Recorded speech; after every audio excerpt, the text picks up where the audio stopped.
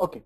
So we will understand these four, the four main aspects, which is one very big component of your whole DevOps lifecycle. Okay.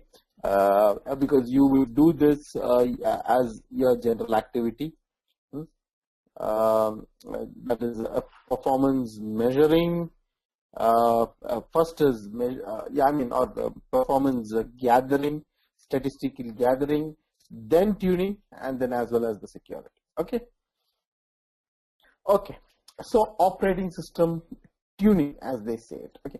Now, earlier, from a system administrative perspective, the way the way all this was done is it was systems admin's job to get performance metrics, okay, through various methods, and he himself tunes it. Okay, and he himself tunes it. Now things have changed, right? And it's all gone in a different way. And from a DevOps perspective, it is now just not the job of a system admin to tune your performance.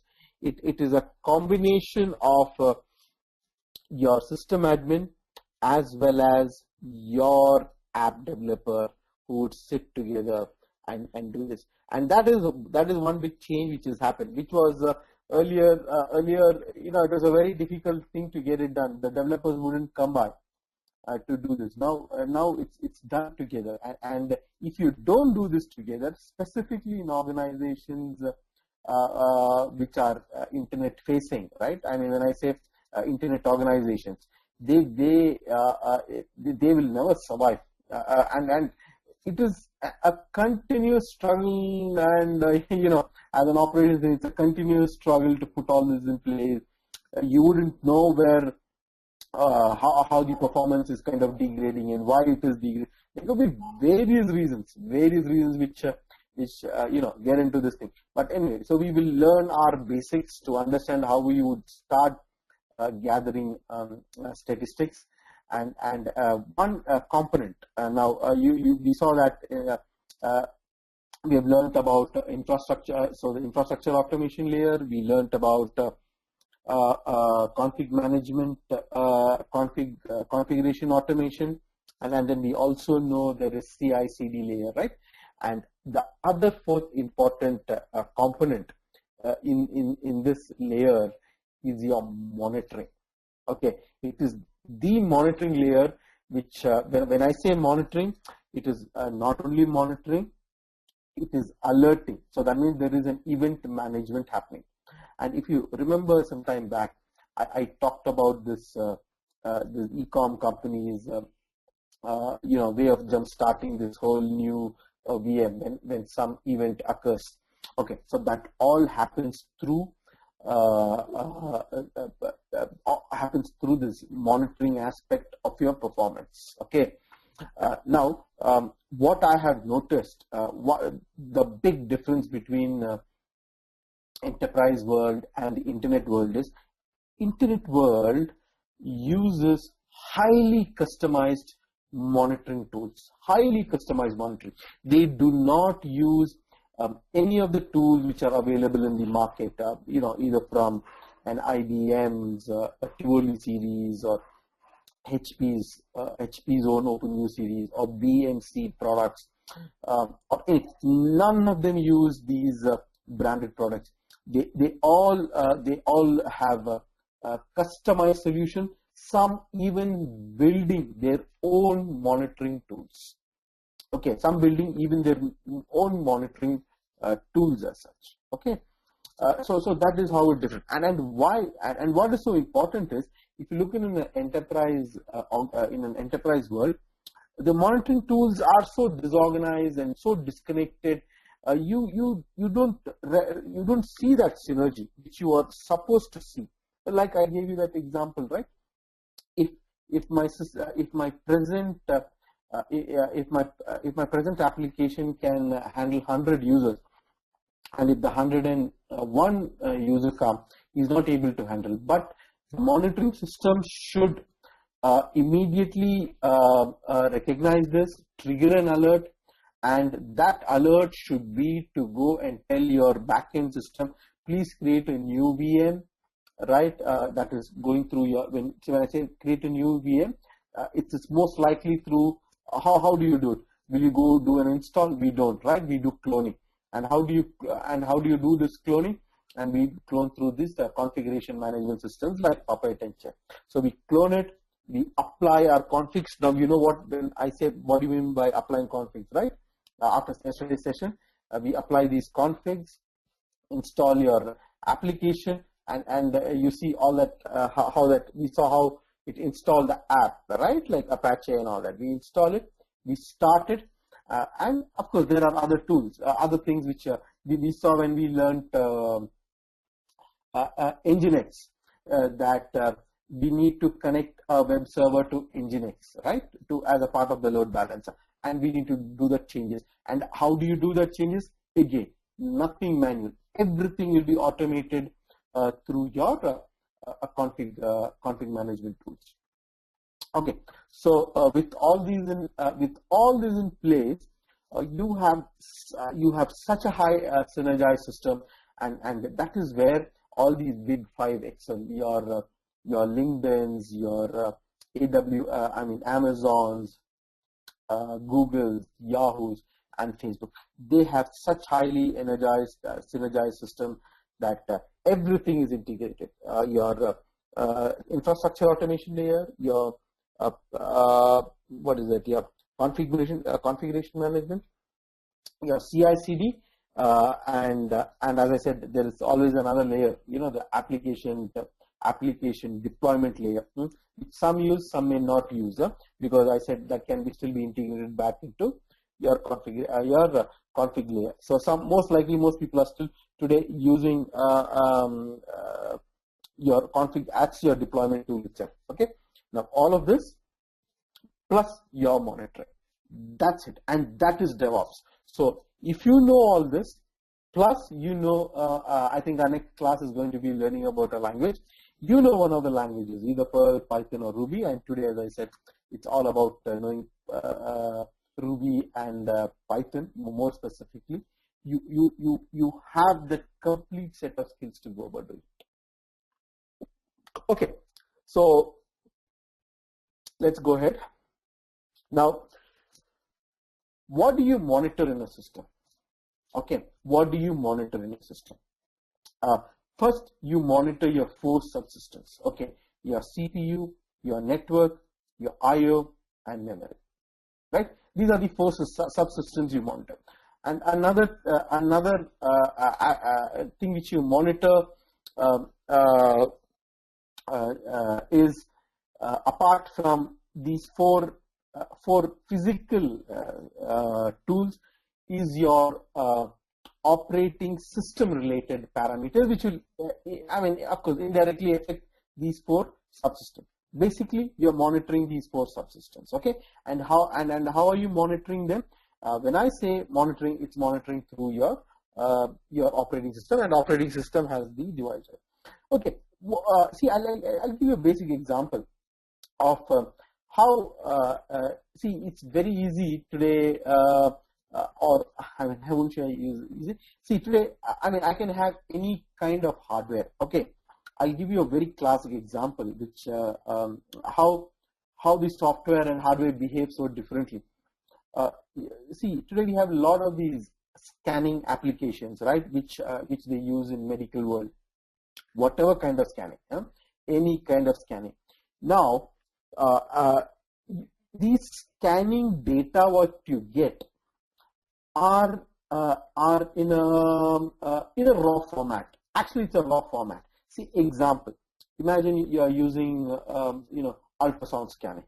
Okay, so what are you actually sending? You are sending sound. You are sending some sound pulses, getting that data, and storing it in the computer. Right? It is not creating any image. It's right. It's not creating any image. Now. That is why these medical software professionals are, very big in demand. you actually use this raw data to create that image, and you're literally creating a moving image as well, right? So how do you do this? It is for, you take this data and then you transform in using a software to create that image. Now what is funny is when you create this software, and so it could be normally it could be a Windows app, a Windows software, it could be a Mac, and I have not though seen much in the Linux world. Okay, so it's these two. The same image, if once you open in Windows, may not be the same image what you open it. So I mean, this is it's a root shock. Okay, but we have seen this happening. So a scan image, ultrasound scan image, when you open in Mac, it's different to what you see in Windows. And I'm not sure how the doctors manage out these situations, but you get this difference. And why? That's because of the software. Same way, I can have the most powerful hardwares or the best hardwares available, but you don't write your software correctly, right? You have this problem. So if I look at these four subsystems, that is your CPU, network, and memory. So the most important software for these guys are its drivers. The drivers, when I say drivers, it is that piece of software which talks directly to the hardware. Okay, so when we are tuning, we are tuning a lot of those things actually, yeah, very indirectly. Okay, so that's how you would want to start looking at these things. Okay, now CPU tuning. Let's understand what this CPU means. Okay, tuning means is all about. Now, first thing that you should understand in CPU is, we talk so much about parallel processing. Okay, let's take one CPU. One CPU which has just one core. That is talking about CPU like one which would have been probably released in early 2000 and the 90s. Okay, we had only, if I say take a CPU, it's only one core, right? Now, my question is, in that CPU, right? In that CPU, what I want to ask is, how many programs can be run simultaneously? Do anybody have an answer to this? How many programs can be run simultaneously? I have a CPU. Okay, I'm just looking at you can even take today's CPU, but I'm saying it has to be just single core, a single socket. If I take one of it, does anybody know how many processes can I run simultaneously? Any idea?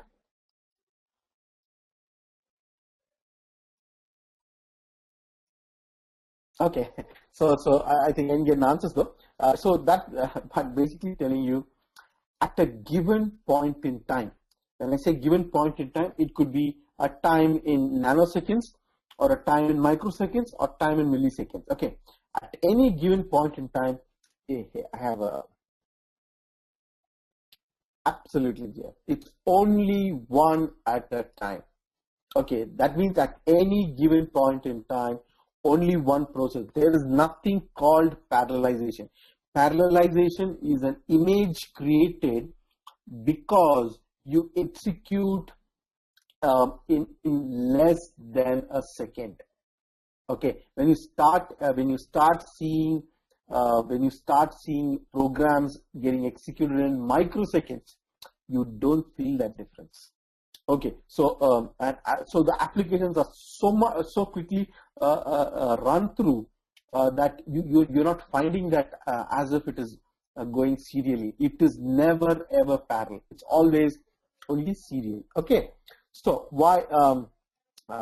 Yes. So why I'm saying that is, now these terms are actually related to that. Okay. Now let's say I'm opening my browser. Okay, let's say I'm opening my web browser. Now, what does this cost? So first, your operating system is divided into two space. If you, I hope you know, you are aware of this. It's called the user space, and you call the kernel space, right? I hope you are aware of this. Why this distinction has been made? The user space and kernel space. So first thing you should understand, any programs running in your kernel space runs very fast. Okay, why do they run fast? Because they are the software code which can talk directly to the hardware. Okay, so they are the code which run directly to hardware, and whereas user code or the user space code will to talk to the hardware, they will have to go via the a kernel space. They cannot talk to the hardware directly. I think I have a question in. Let me.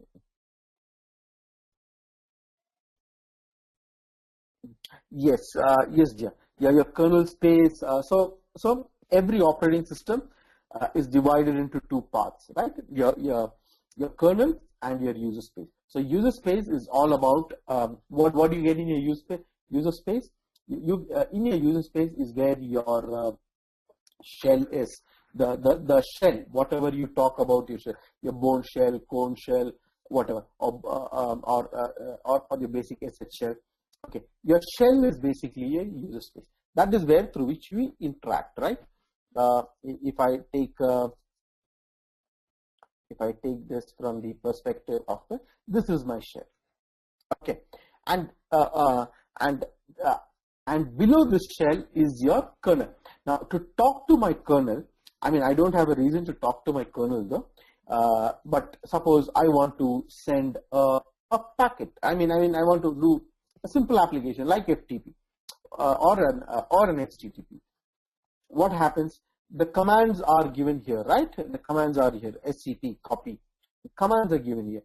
This command is taken by your user shell, your user space, and then this user space will then contact the appropriate pieces of code below. When I say below, it contacts the appropriate piece of code in the kernel space to send this to the network, and then from the network card to the other side, right? So that's how this whole thing works. Okay, so there's a user space and there is a kernel space. Now, another important aspect is, see, there is this word called Jiffy. Okay, I don't know whether you're aware of this word. There's this word called Jiffy. So what is Jiffy? Jiffy is the amount of time a kernel allocates to an application to execute. Okay, it's amount of time which is allocated to an application to execute. Now, when I say you should understand these a few things. I hope you would be aware, right? I'm sure you should be aware of these. What is if I just want to ask how many milliseconds make 1 second? Okay, so you should know this, right? So that's around 1,000 milliseconds make 1 second. Sometimes, I mean, I know we have done all this in the past, but we tend to forget it. Then 1,000 microseconds make 1 millisecond. Okay, and so and 1,000 nanosecond makes 1 micro. 1 micro. So that's how it goes. Now, your CPU works at nanoseconds. The CPU works at nanoseconds. Okay. Whereas, so all these, see, all your, arithmetic logic unit.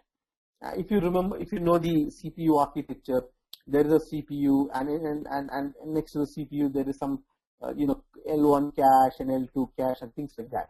So all those work at kind of nanoseconds. So anything beyond that, once you hit your memory, that is main memory, they all work in microseconds. Okay, and for a user, the CPU allocates time in milliseconds. So that means if I want to run an application like a web browser, they give him 200. By default, I think it is 200 milliseconds. I think it is by default.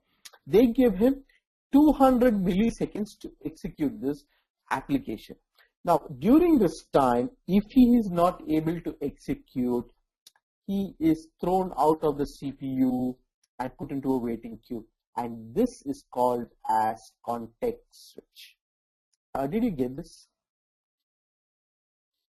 Context switch means when a given process, okay, when a given process consumes its given time, and but the process isn't complete because of various reasons, the CPU,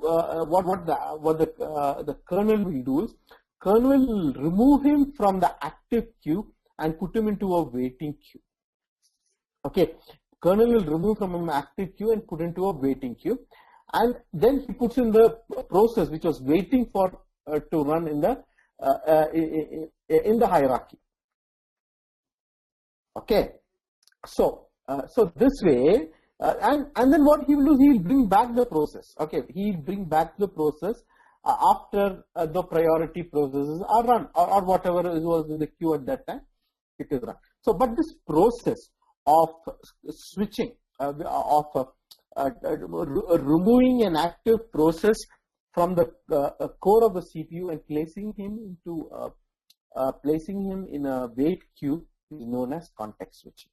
Okay. Now, why context switching is so important? Now, context switching is important because your application can do context switching in many ways. One, if the code is not written properly, it is unnecessarily consuming a lot of CPU time. Maybe you have written a couple of extra loops, which probably is not required, right? So it is consuming a lot more time. Else, what happens in today's world, because of a cloud and various other aspects, something else also happens. So let me see. I have a question. Sorry, I think it's the same. I thought.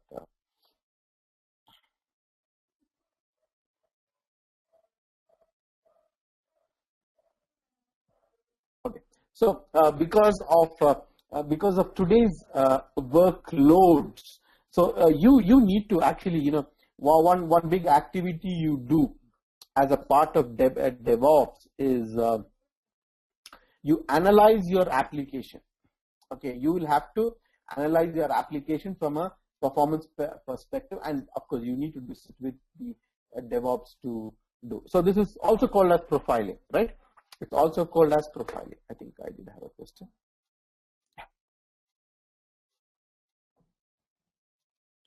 Yeah, hi Ashwin. Difference between single core, multi-core. Okay. Okay. So how do I show you that? Okay, let me get onto the web.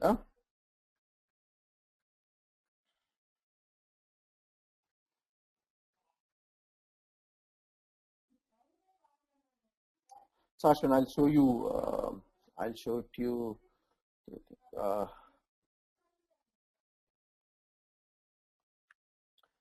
Okay. Okay. Multi-core.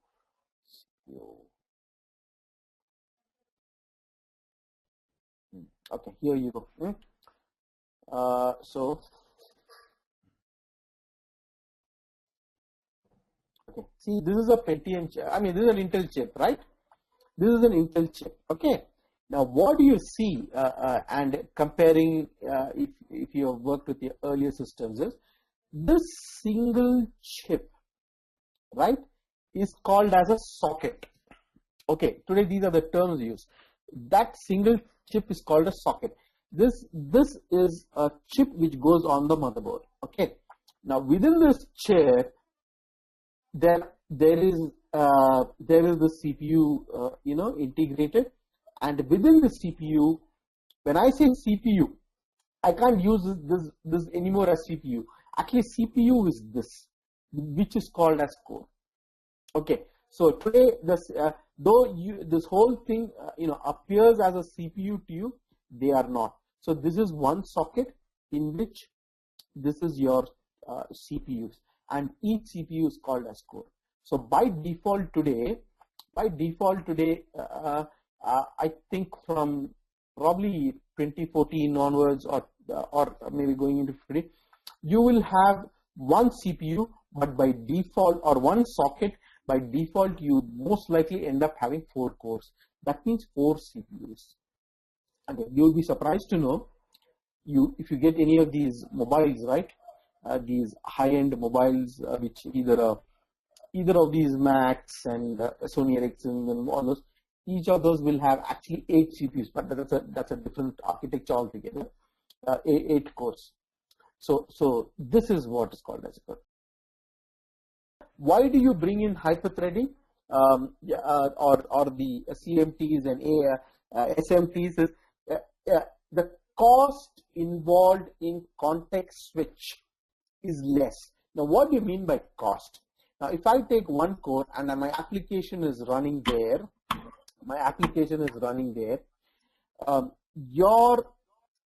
once your application consumes that given amount of time, this whole state has to be copied into some location. It could be a L1 cache or an L2 cache or somewhere. It has to be copied, because I told you, right, you need to bring it back for it to run again. Okay, because the process is not complete. It is not in a complete state.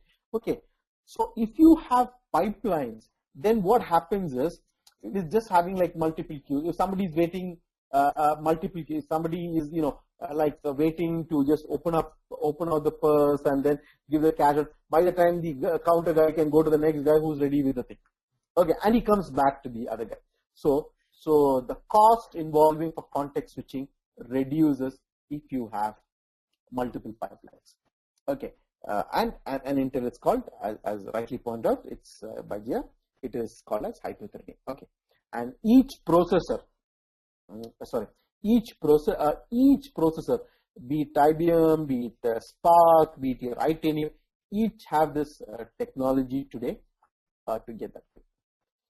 So we can do this. Okay, so I'm running this command called vmstat. Okay, okay, this is interesting. I got what I want also to see. Okay, and this command. Oh, sorry, I missed that.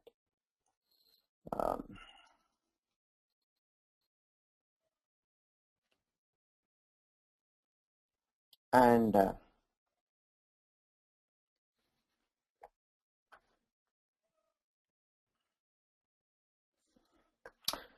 okay, I wanted to tell you on run queue and utilization. Okay.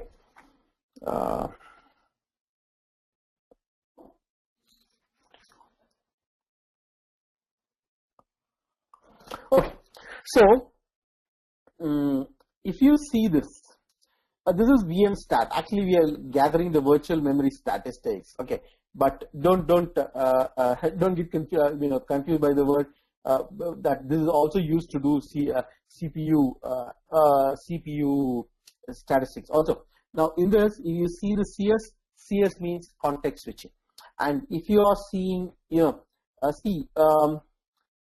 now I need to profile my application to know how much context switch it does. So this can only happen when you do a performance testing along with the thing. At that time, if you gather the statistics, you will know how much roughly does it do context switching. Okay. Now, why do you want to know this? Is if these numbers are very high, that means the CPU is getting clogged or getting not clogged, it is unnecessarily going into too much of wait state without much processing happening. So you need to know your context switching. So context switching is got from this line. Okay, that is one parameter. Run queue. What is this run queue? Okay, so what is this run queue? Run queue means in my active pipeline within the CPU, how many processes are running.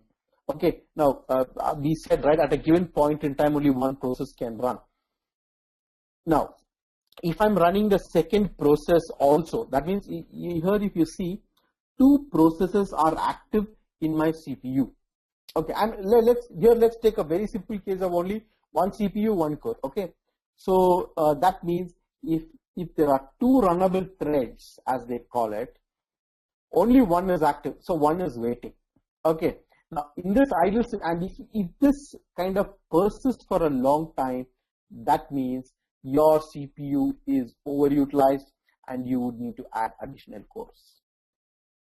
Okay, now how do you know whether you need to add additional cores? That is looking at the second parameter called B. Okay, what is B? So R shows you how many processes are in active queue. I'm sorry, I'm showing you all in Unix because that's been my area, but you can get the same information for Microsoft also. Okay, but I don't know many of those commands on how to get. So okay, so that way runnable threads show you how many runs are in queue. Now if this particular column gives you any number, okay, that means that some process is getting blocked. B means all your blocked process. See, I can have many things running. I mean, that is okay. That means it's running, getting executed and closed.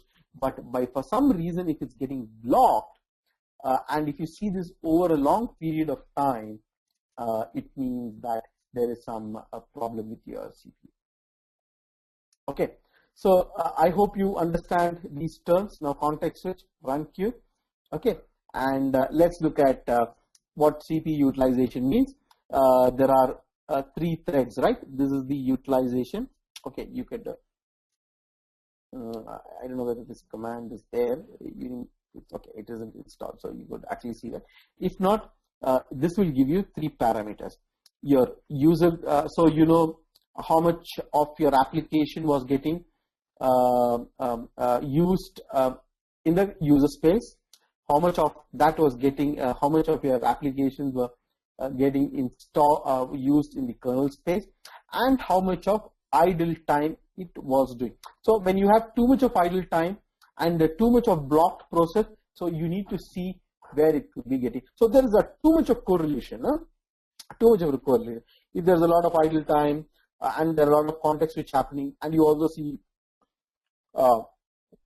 blocked parameters, and you also see a lot of runnable things, then you need to come and actually start probing inside as to what may be happening.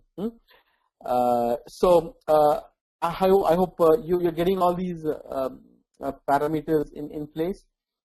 Okay, and then there is this load average. So what is load averages? Okay, I forgot that command.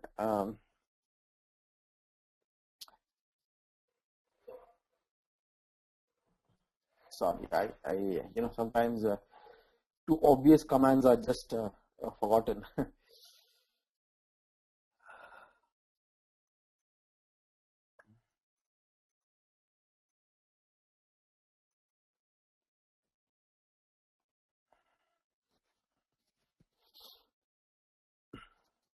Oh, sorry, uptime. There you go.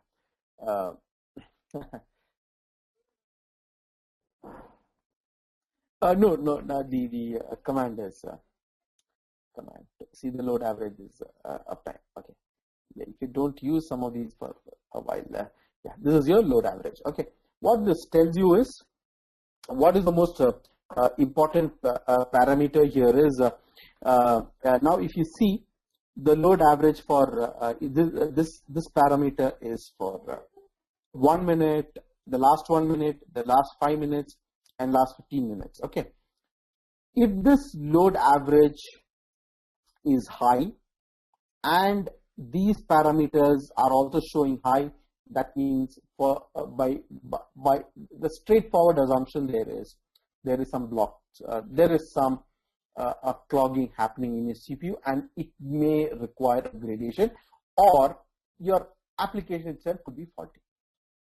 Okay, so load average means per core how many processes are running. Now in this case I think it's just only one core, and I can see 2 of them running. That's okay. I may see even 10 of them running, but when it says the average this should not be integer numbers. That is 2, 3. You can see I mean if Ashwin just checks in his Ashwin, if you can just check in your machine, and if some work is happening, your uptime should show averages like 2, 3 and stuff like that. Okay, so when you see numbers in integers for per a given core, you see anything beyond 4. That means in one core we have 4 applications running. So that means the utilization is close to 100% most of the time, which is a situation saying that we have a clogging happen.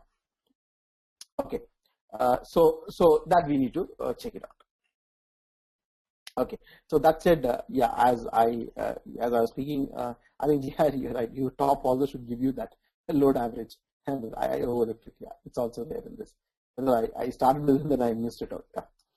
Okay, so uptime top will give you a load averages. Okay, yeah. So are you kind of clear with this stuff now on how the CPU is? How the CPU is monitored. Okay, so I hope you understood on the CPU. So I think as I will just run through these, I hope I've explained this. So when CPU switches from one process to another, it is called as context switch. Okay, when a process switch happens, kernel stores the current state of the CPU in the memory, right? It should always, otherwise I can't retrieve it. Kernel also retrieves the previously stored state from memory and puts it in CPU. Okay, this is what I want to tell you, because of cloud today, cloud, right? In the cloud environment, what happens is I mean, when I talk about cloud, that means network is utilized high. Okay, and in cloud, even storage is through network, right? It's all through iSCSI.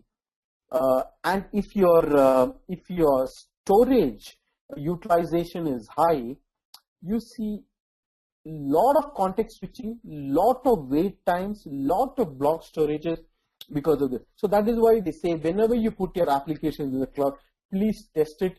Having the application on the testing an application in an on-premise server and then putting onto a cloud does not behave. So everybody today does a cloud testing of their software, okay, to make sure the performance is in a good state.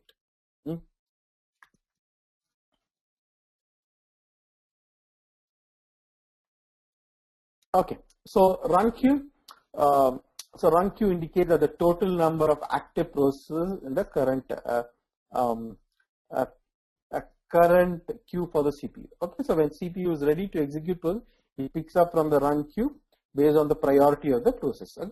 Please note that the processes that are in sleep or IO wait state are not in run queue. Okay, which I told you. All run queue means it's an active queue. Others are put into a wait state or other queues, whatever that may be utilized in the thing. Okay, and run queue also indicates the number of processes that CPU is handling and what is the load on the CPU. And CPU utilization. So the first thing indicator of any performance related problems are your CPU utilization. So CPU utilization indicates how much of CPU is currently getting used, and this is fairly straightforward and can be viewed from a top command or whatever that may be.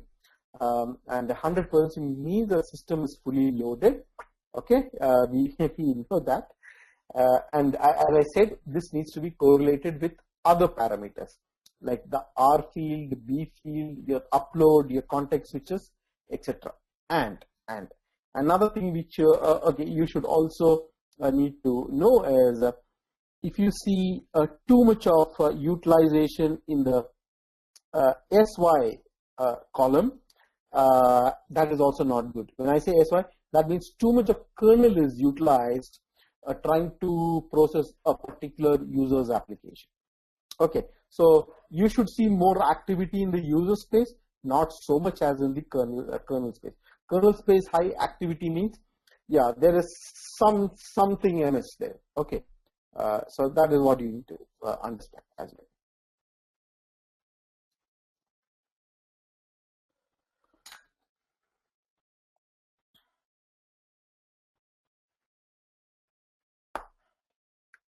Okay, so load average indicates the CPU load over a specific period time. Okay, on Linux, load average is displayed in the last 1, 5, and 15 minutes. This is useful to see the overall load. So a load average of 0.751 indicates the total load on the system in this order. And if it is 2, it shows that two processes are where the average number of processes in the last 15 minutes, 2 processes. Okay, so in a single core, 2 is okay, 3 is tolerable, 4 means suspicious. Okay, it depends, but it still depends. You can still see that can be more than 2 eyes also. And how does it become suspicious? Why? See, I don't mind, even 5 processes running in a single core. But what I need to see is all these processes are not getting context switched. That means it's executing and then closing out. But if it's executing and then getting context switch, that indicates there is some problem with your CPU. Okay. So load average is calculated by comparing the total number of processes in queue and the total process in the uninterruptible task status. Okay, so that's how it is calculated internally. Now, what I want to tell you is for monitoring, okay, I said everything will have to get connected to a monitoring system, right? If I look at these big 5 guys, how they normally do is they run basic Unix commands only. Okay, they run these basic Unix commands. I give you a rough architecture on how. If I want to know my load average, what this guy do is he will execute he will run a cron job. Okay, dumping say load averages probably every minute. Okay, he runs it and then he saves this in a local file or something like that, and then these monitoring tools or monitoring servers will connect to these systems and pull these statistics out. He pulls them out, then okay, process. He will use some database. He will store that. So the metrics is collected every 1 minute, right? It's collected over 1 minute over its life cycle, and then we graph this. Okay, so graphing is one of the best ways to visualize our performance parameters. So 2 things you do. One is performance monitoring. Okay, that is statistical gathering. So you ideally, I have not seen anybody going beyond using any other than your system commands. You use system commands, you log these data somewhere, and then another process will come and pull these data and then process it and graphs it. And this master server also has the ability to as I said, if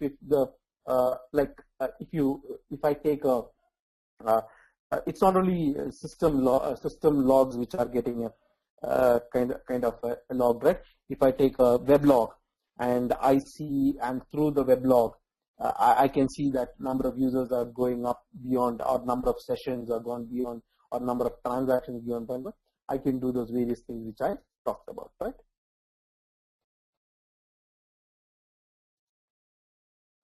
Okay, networks. Okay.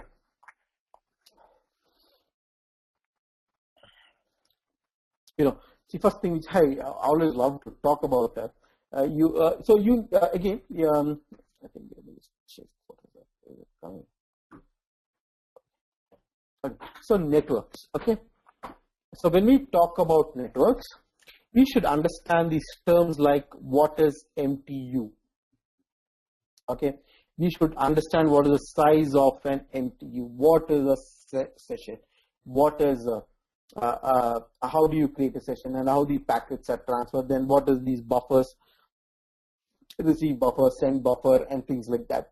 Yeah, you need to understand all these aspects. So performance tuning a network today is the most complicated task than anything else, because we do not have too many parameters to do performance tuning of network. I'll tell you, one of the most highly sought after people in the industry is protocol testers for network. Okay, there are a set of engineers. I know a couple of them who do these testing. See, take this packet, take an MTU packet. Okay, if I take a network packet, imagine the testing that you need to go when it goes under this cable, undersea cable, or even to a satellite. So they probably have the most sophisticated testing tools. And as an engineer, we do not have too many parameters. As systems engineer, we don't have too many parameters also to fine tune, because a network packet, when it's going across multiple routers, these network packets can get sliced or can get split, and then it is further sent. Once it gets split, the performance actually goes down. Okay, so what do we normally do in a network is we set your send buffer and receive buffer. Okay, send buffer and receive buffer to allow for better performance. Okay, now why send buffer and receive buffer? So most of these commands are all net stack based. Okay, I think yeah, I don't recollect most of so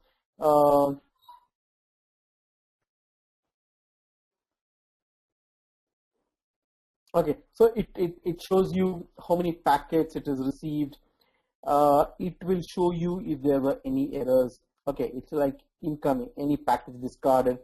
So you need to see if any of these are, if there is any discarded packets happening. If it's discard happening, it could be various reasons. It could be a switch sometimes going bad, or there is a bad connection between. Okay, so if you you see any failed connection attempts, how many active connection settings, how many passive. These are the statistics which they take. Okay, how many segments were received, how many segments are sent out. All these statistics. Nextstart is rather the only command which gives you all those parameters which are coming. Okay, but we use various tools to actually do an analysis, and analyzing network performance has always been the biggest problem. But what the only way for us to tackle, and the only option we have, is to increase or decrease your buffer size. Okay, which can be set in your Unix system, in your etc system. That is one thing which you can actually do. Now, there is there's another interesting thing which is of kind of you might have noticed a lot. Okay, see, this concept is called a TCP slow start. Okay, what TCP slow start means is when you establish a connection between you and another network, so anything for that matter.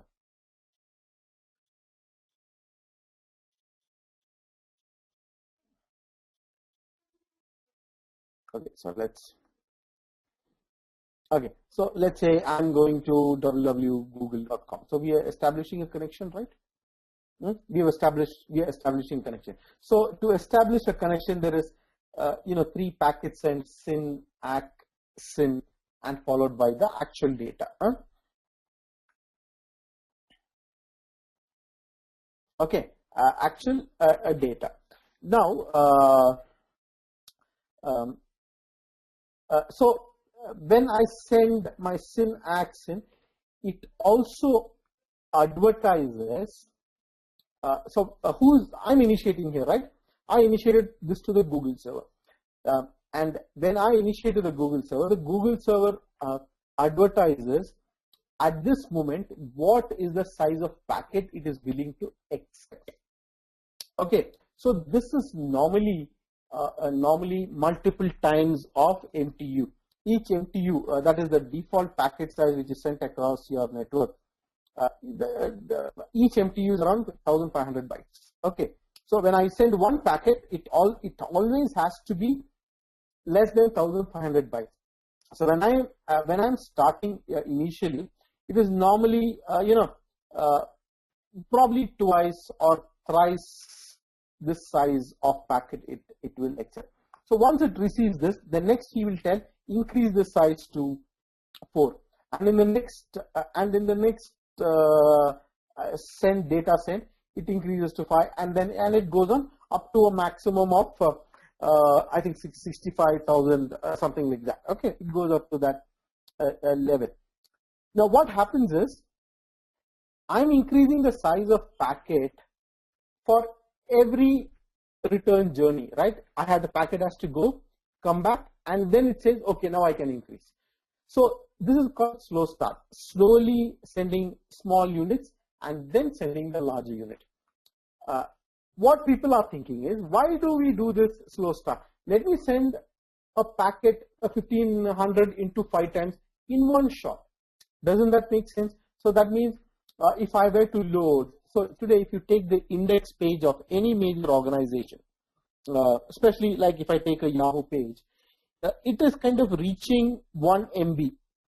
Earlier, all your index pages would be like 100K or a 200K. Now we have reached all this. We are reaching actually nearly 1 MB. So if you want to download 1 MB, look at the number of cycles it would have to go through. It is like 1500 divided by so many cycles that we need to go through to get this. So a slow start is a process by which we send small packets and then get in and then go on increasing till you get a bigger packet. Now, where you see the lot of differences when you during the slow start process, imagine I have reached sending the maximum. Okay, now the guy in the Google side says that now you can send me the full bandwidth of your network. So if it's 1 gig, he says, okay, you can send me that 125 mega. I mean, you can't do that much. Okay, you will send in much less than that, but you can utilize my full bandwidth, and so you send that. During this time, if there is by some chance somewhere in some router some clogging happens and this packet has not reached on time, the complete bandwidth is slashed and it goes to a slower state. This is what you see sometimes when you browse, when you connect through a wireless. Since the density, the density of the air changes because of various reasons, you see sometimes your laptops performing slowly because of TCP slow start, your CPU getting clogged, not clogged, going into an idle state because it is waiting for the packet to come. Okay, and everything is put into a wait state because I'm still not received that thing. So that is why sometimes you see your wireless going slow and your cable is always going fast because I don't see any kind of interference within the network as such. Okay, so that's something which I wanted to tell you on the network front.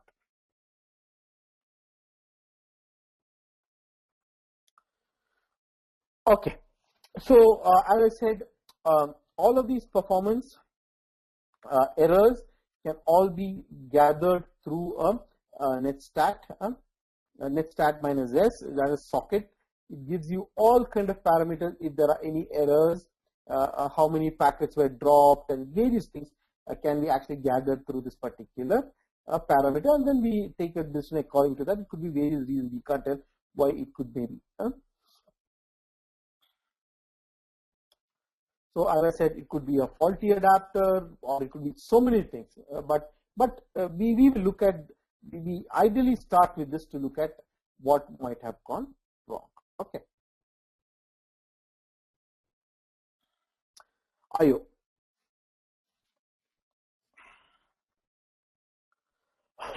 Okay. So IO, as we all know, is the slowest component of your CPU, and as they always say, how strong, when you look at a chain, how strong is your chain? The strain is as strong as your weakest link, right? So in that sense, if I take how fast is your system, it is as fast as your disk is, right? So that is one activity which should be checked at. Okay, so now looking at disk, the standard command is iostat. Okay.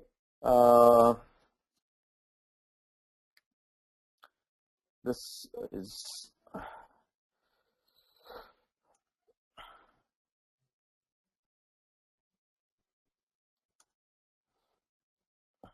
okay. This is a little more nicer, right? Way of looking at it.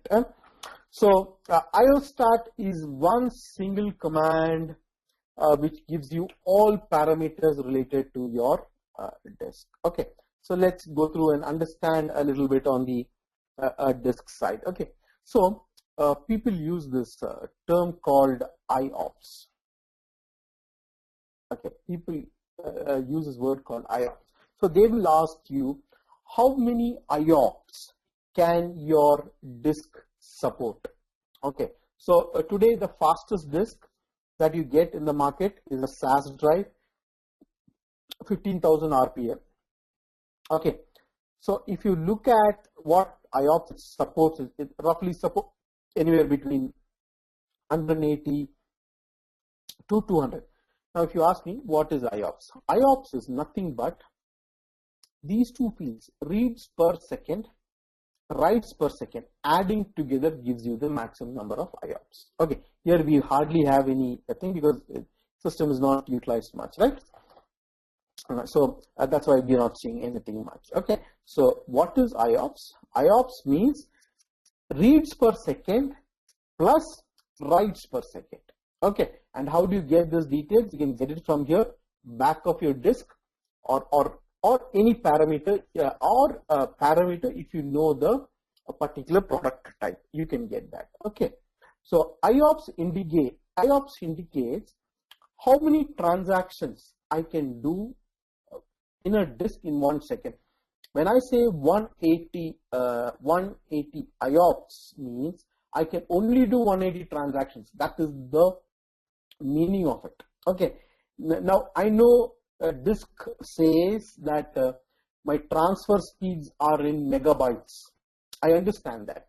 Okay, but that when I say transfer speeds are in megabytes, now what happens is you have to look at your application in two formats, okay, or two profiles. Does your transactions do throughput based? Okay, whether it is it a throughput based application or a random application? Okay, so what do you mean by random application? Reading data from a database, it is random. Why?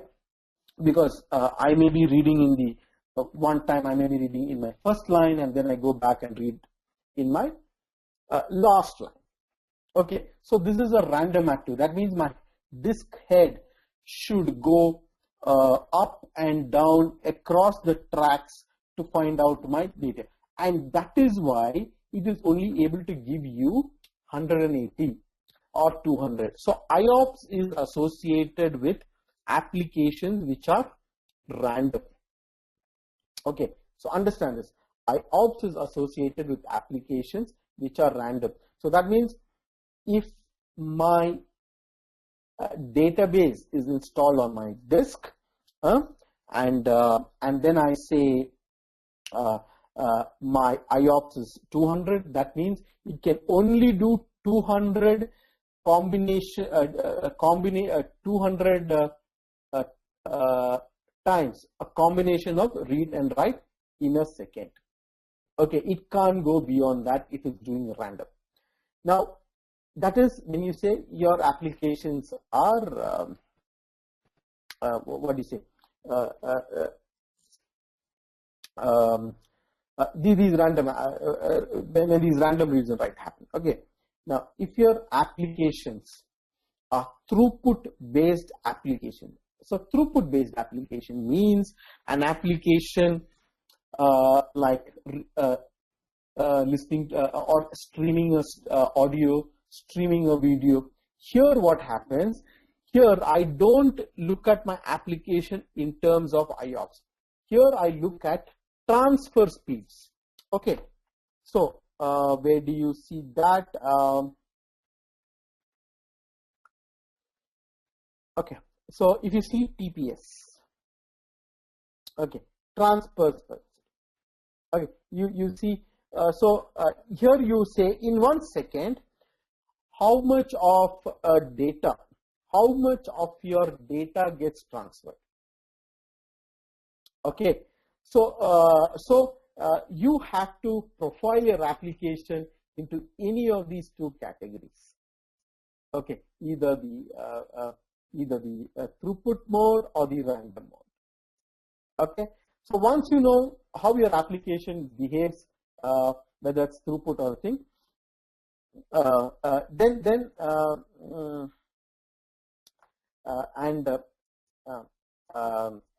once you know that, you will be able to then understand how your applications are going to be utilized. Because what is important is when you're sizing your database, you should know how this particular application, how many reads it will do or how many writes it will do.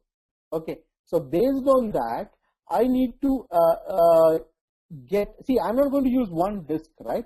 I'm going to use multiple disks. So if my application says that I need what do you say, a 500 IOPS for this application, how do I get it? I can't get it from one disk. I need to add 3 disks, right? 200 plus 200 plus 200 to get that 500 IOPS per second. Okay, now you have created those 3 disks. Now you know adding disk also means a risk in terms of failure, right? So I need to mirror them out. So and it goes on that way. That's how you kind of design your your applications as such. Okay. So this said, what do you look from a disk perspective is okay.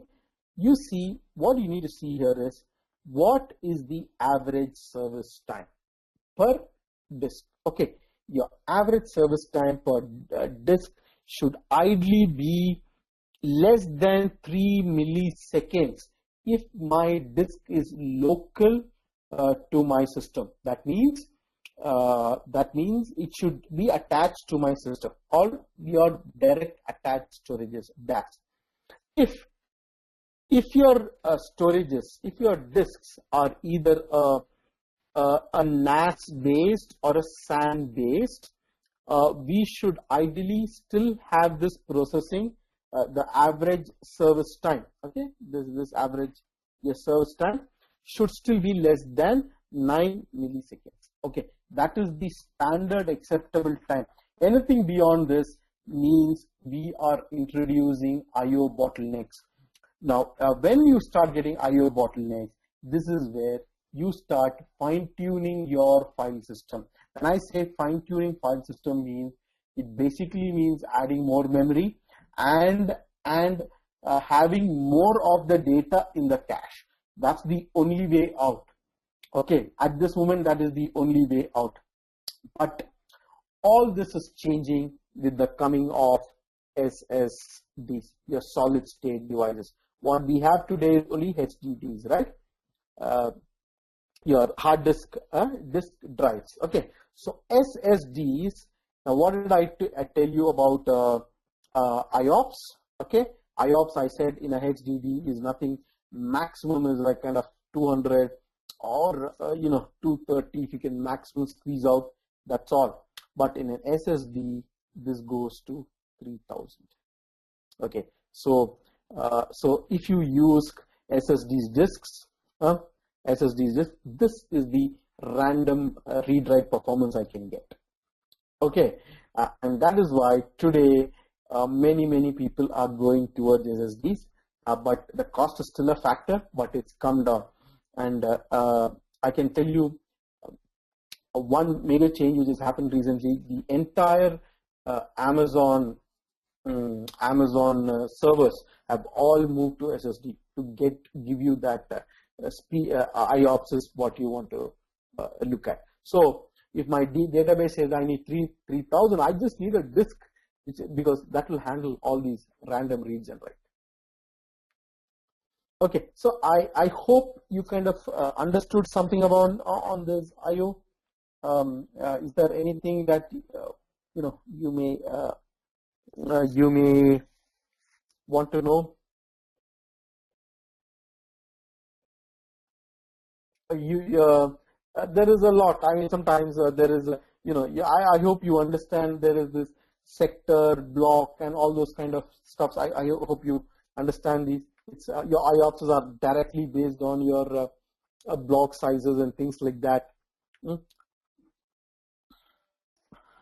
Okay, so I mean, if I had a way where if I could replace all my hard disk memory with your what is called as real memory or your physical memory, right? I wouldn't be even talking. I wouldn't be even talking about this topic because everything would be fast, and SSD kind of intends to do that, but it's still not going to be as fast as your real memory is, but it's almost close there. Okay, so that's why you get those performance of 3000 IOPS and things like that, because your storage is fast. Now, memory. So memory management is one big module within your kernel, right? And that decides how it handles all the memory to a given application and stuff. So by default, your real memory, that is your physical memory or whatever you want to call it as, or your primary memory, is divided into what are called as pages. Okay, so each page is like 4K in size. Okay, each page is like 4K in size. So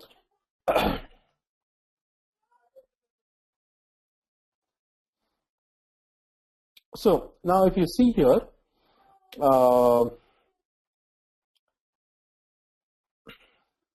you see this free memory. Okay, you see these buffers. They are all actually in the concept of pages. Okay, whereas yeah, so my total memory is so much. Okay, and use this so much, and yeah, this is so much is kind of free, right?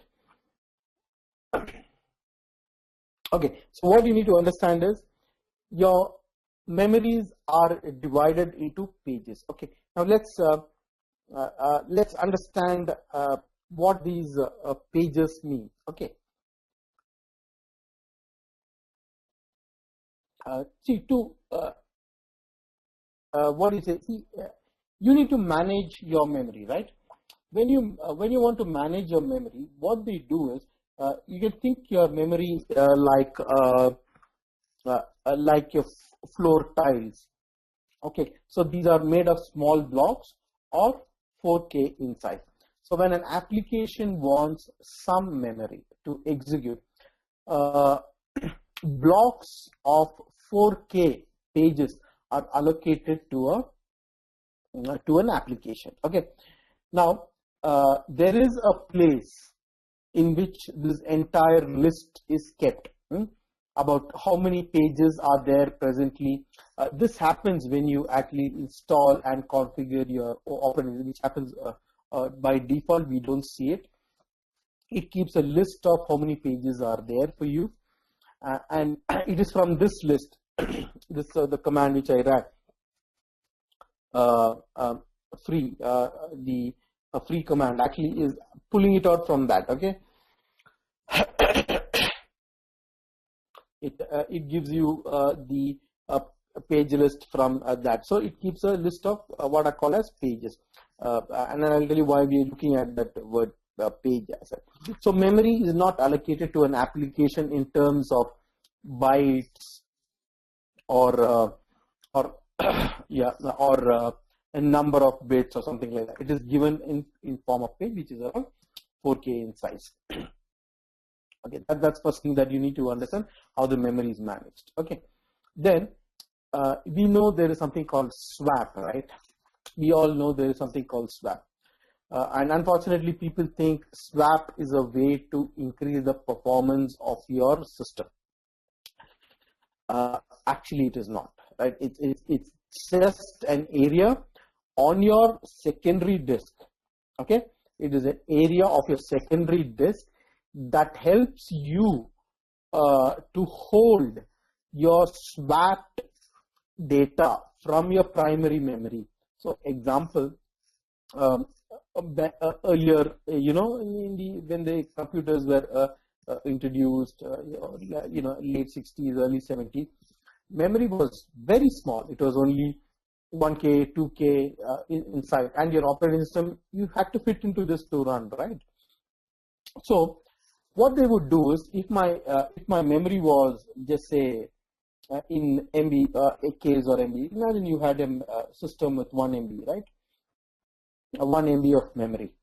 What is, and if your application was around say 2 MB, okay, I'm sure we couldn't fit this application in, right, to execute. So what it would do is, it would load the most required component in the physical memory, and the rest he maps it up, he loads it into the swap area. Okay, he loads it into the swap area. So so then when he requires that, he just swaps the present data from the memory, from the real memory to the physical memory, and that is the secondary memory. And so what was there in the swap comes into the memory, what is in the memory goes back into the swap. So this way, virtual memory management, this is also called as virtual memory management, help you to run applications which are bigger in size than your actual memory is. Okay, and and this way, so there was also another memory called another memory which is called as look aside buffer. So look aside buffer is a piece of memory within your physical memory or within your L1 or L2 cache, which holds the mapping of physical memory to swap memory.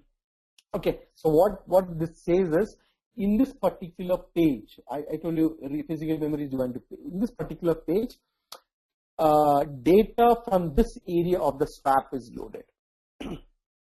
Okay, so that even happens today, because even though we have 16 GB and 32 GB, still there are enough of data that still cannot accommodate. So virtual memory management will take care of that.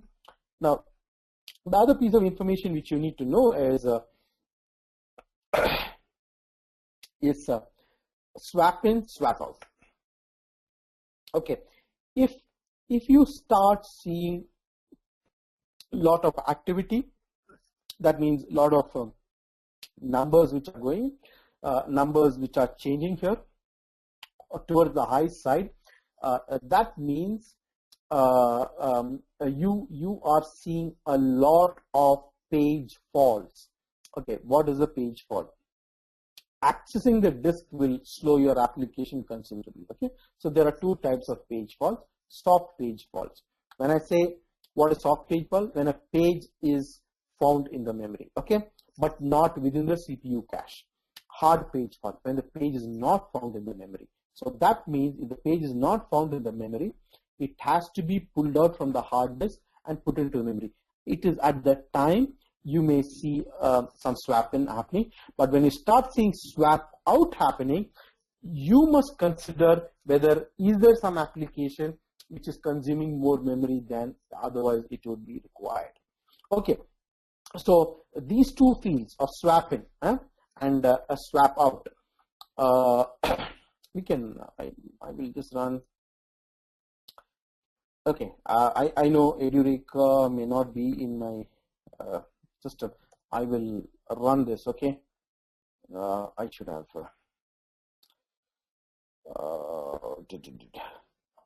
I should have. I made an error.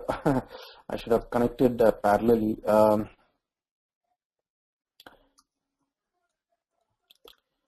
61 dot. This is 39.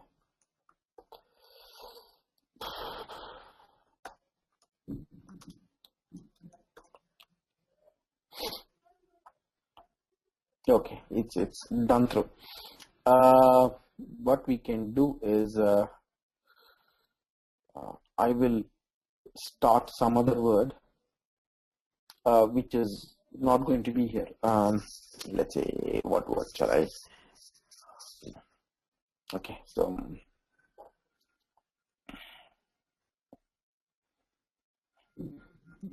okay, private edu. Okay, something like this, and see, so you see that the first one went fast, and the second one, the first one went slow, and the second one, first one went slow, and the second one went fast, right? And if I do anything like this, it's quickly able to. Why do you think this happened? What happened, which we didn't see? We should have actually seen it. Which we now can't see. All your file system cache.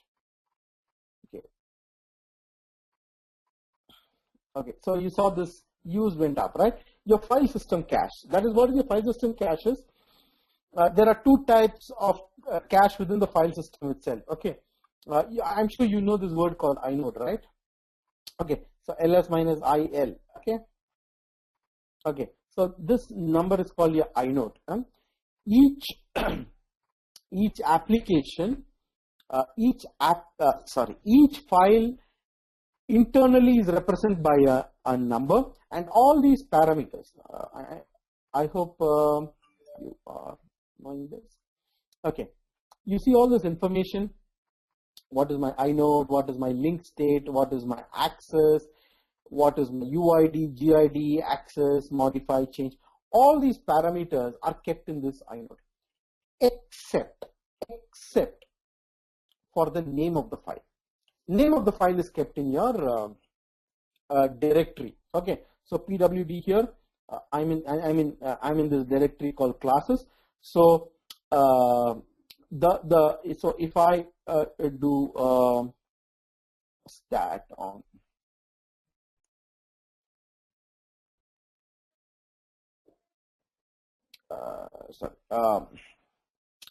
this may not okay, so this is not a file actually, right? How do you know? See, it's a directory. Okay, so the name of these files are kept in this directory. Now what happened is when I did a find, right, the entire dump of file name and its inode were dumped into the directory. So when I quickly did, when I ran, so when I do now any kind of any search, right, it will just look into the memory. That's why it is going fast. I hope you get some sense of that, right? What we would have seen is if there was some swap-ins, we would have seen you can copy something and you can see the swap going up and things like that. So you kind of understand what your page faults are, and you understand what is this file system cache. So file system cache is basically your in this So file system cache is that memory in which your file system data, the files are basically kept in your memory for it to become fast for accessing. Okay. Then what is this pmap command? Okay, so I can see. Let me check.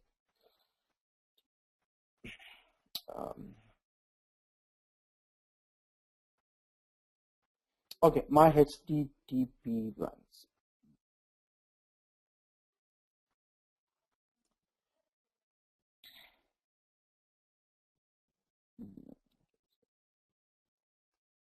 Should be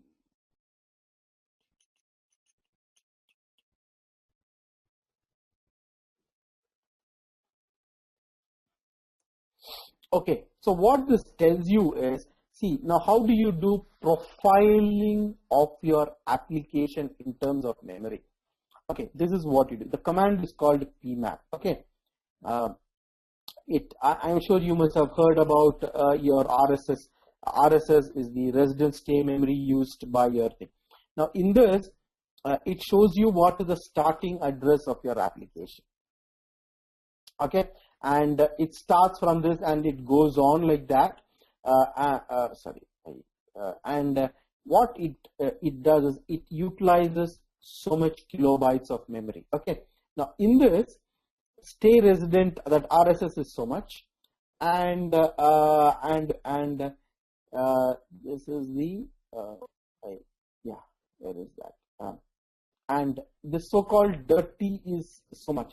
Now what this means is, if you see your PS minus the AF grep HTTPD, you actually see many threads, right? Okay, so this is the total occupied by all these guys. In the main memory, it's so much, and individually per thread it occupies so much. This is the meaning of this, and this is how you calculate per memory, per application, how much memory is utilized. Okay, and if you kind of understand, see, there is anonymous memory is being used here, some stack is being used here, and where you see all this SO, these are all shared memory utilized. Okay, shared memory means this particular library is used by all these threads. Okay, so that is a one-time memory consumption of those shared. Okay, so you see how many now using this you can see my HTTP my web server also loads an LDAP.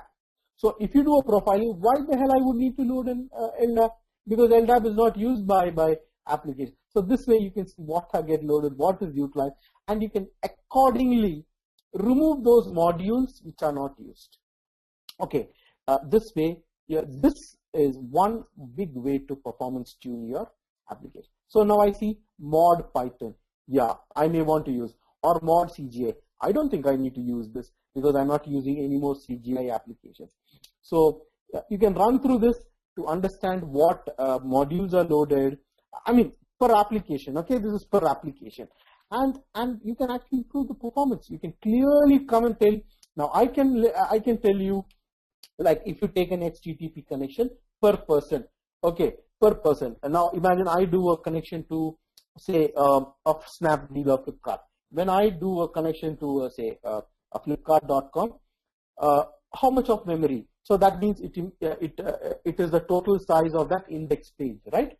So index page will be 1 MB. Okay, so that means apart from this amount of memory which is utilized by the application, we should look at per user how much memory is allocated. So 1 MB means, so 1 MB we are allocating per user, and I have 1 GB of memory after being utilized by the OS and the application itself. So 1 GB means, so we can nearly have simultaneously 1,000 connections connected to this system. Okay, now if this guy is downloading something, then what happens? The memory which is allocated for him was 1 MB, he may actually start using probably 5 MB and 10 MB. This is where companies limit the utilization of the bandwidth, so that he keeps that constant memory. So from now 1 MB, he may start using maybe some 20 MB if he's downloading those applications. Okay, so when he starts doing that, the number of simultaneous users who are able to connect also reduces, isn't it? Okay, so that's the way you calculate your memory and your application profiling in terms of your memory.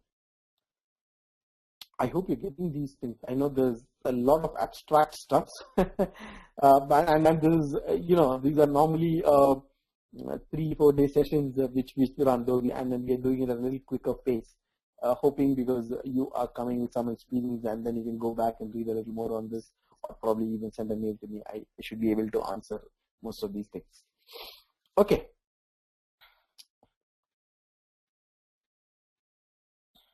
Okay.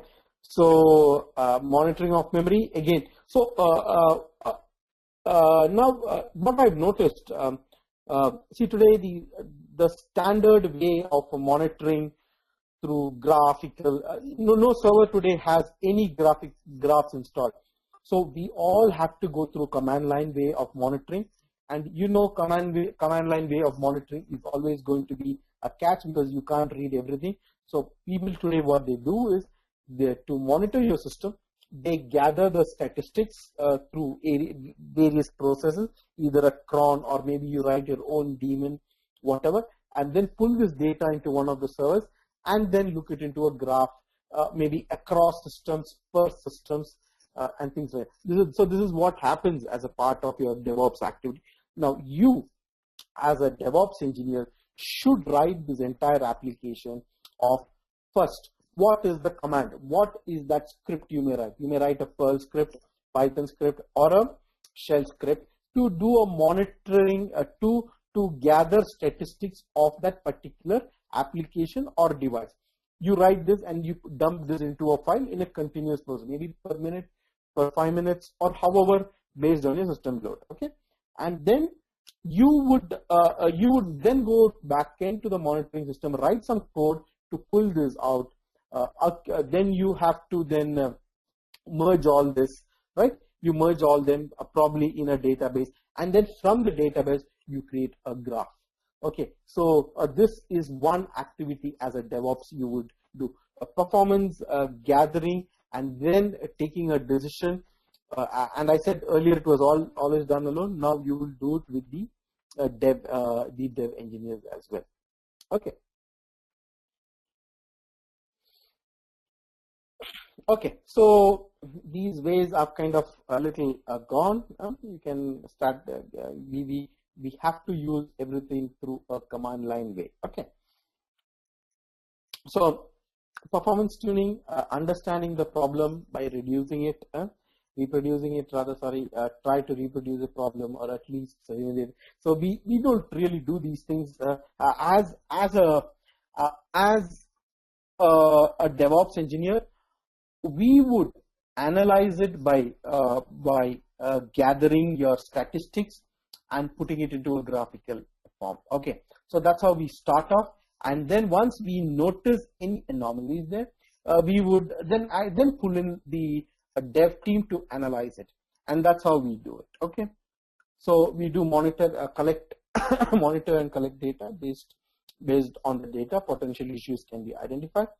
Eliminate and narrow down issues. Okay, you would do maybe sometimes on your own, and so you know what, most of the DevOps engineers are also being some kind of developers at some time, so they should understand a bit of these code itself. Okay, and one change at a time. So changing performance is not, you don't do it. You normally have an infrastructure, a test infrastructure to run this whole process. Okay, so how do you tune your CPU? Okay, that's that is something which we really don't do. Okay, we gather the information on CPU statistics. Okay, CPU kernel does not provide any tunable parameters for your CPU subsystem. Okay, we all know that. So the best way to tune your CPU subsystem is know acceptable CPU usage percentages. As I was saying, if a CPU is overutilized through command, and you identify these through commands like top and thing, then you look at finally that process will be moved to another system, or more hardware will be dedicated to the application. These are the only judgments that you can make from a CPU tuning perspective. And your disk scheduler, or what this is also called as your lift, your lift algorithm as well. Okay, so your disk scheduler, this is a default algorithm in most Linux distribution. It attempts to distribute all I/O bandwidth evenly among all processes requesting I/O, and it is idle for most. Okay, what this means is, I want to write into my disk, right?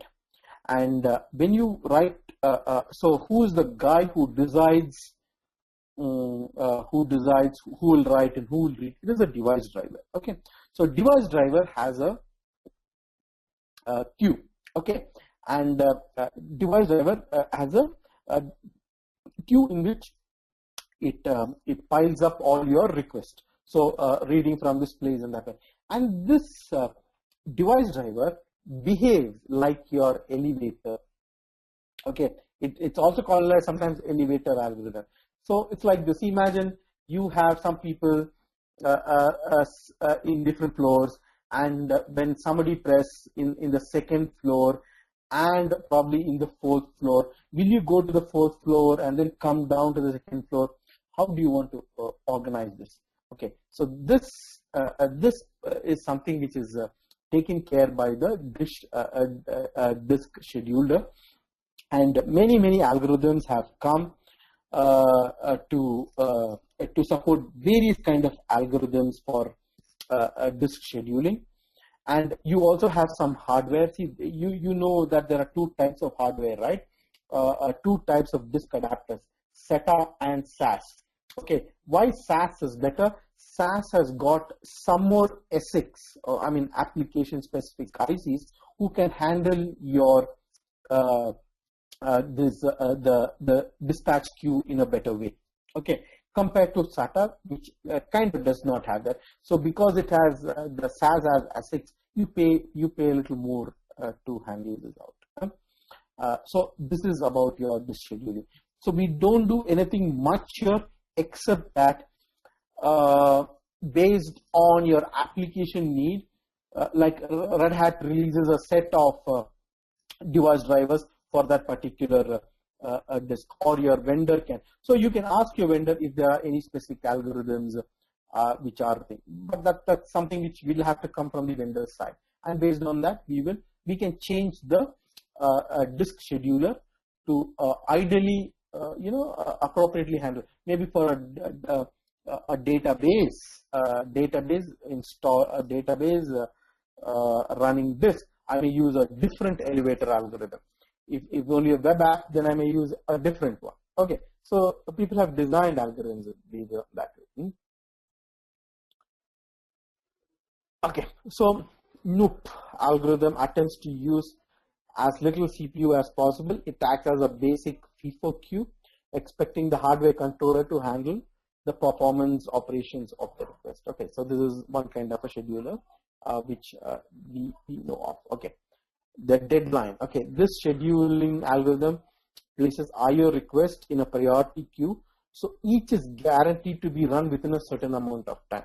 It is often used in real time.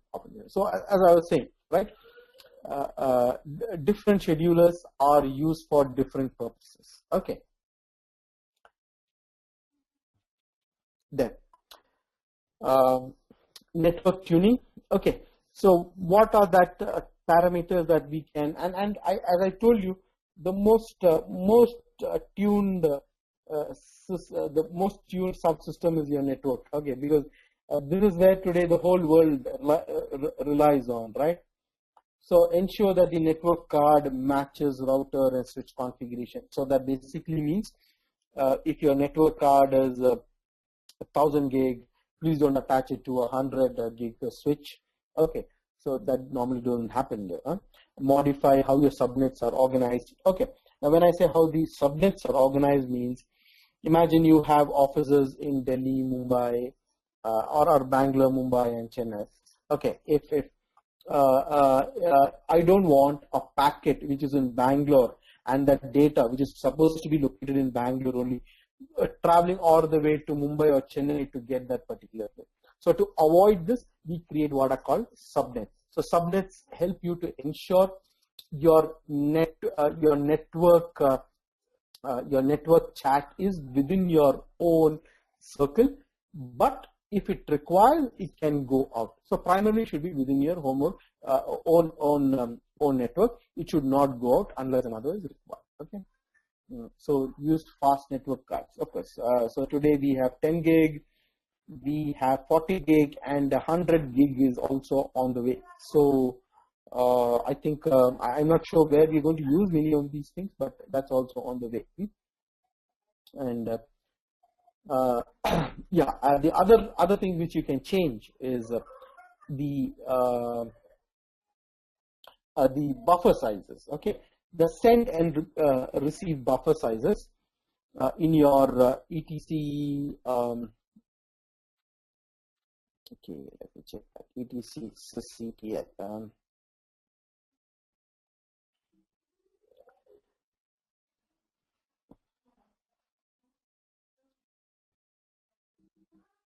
Okay, it is kind of not set in this, so I will have to check on the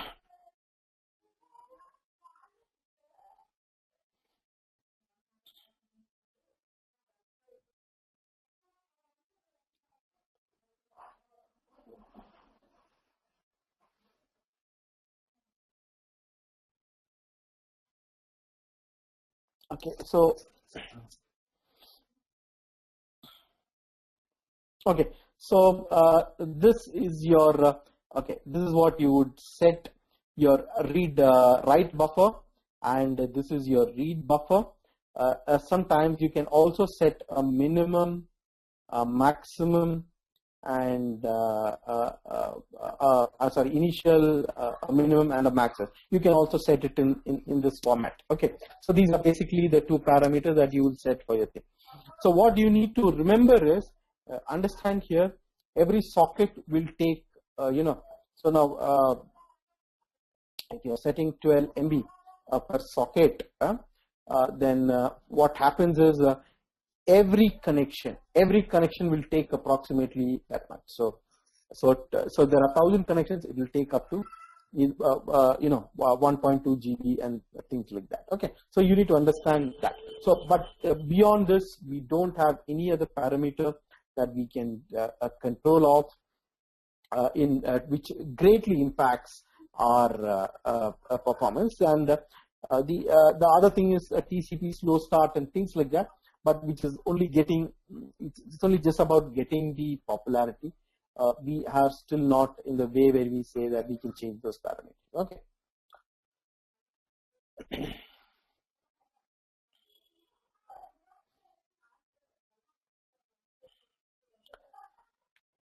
Okay, so yeah, file opening, I think we generally do it for any kind of systems. Today your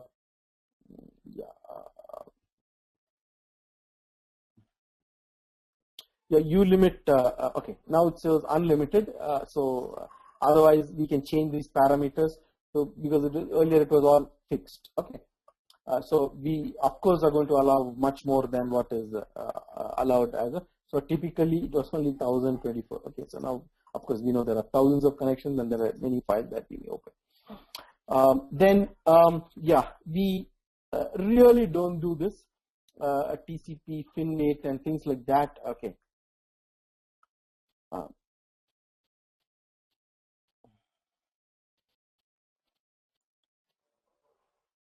Okay, so all shows, so you know that these are established, listen, established, You have time wait 1,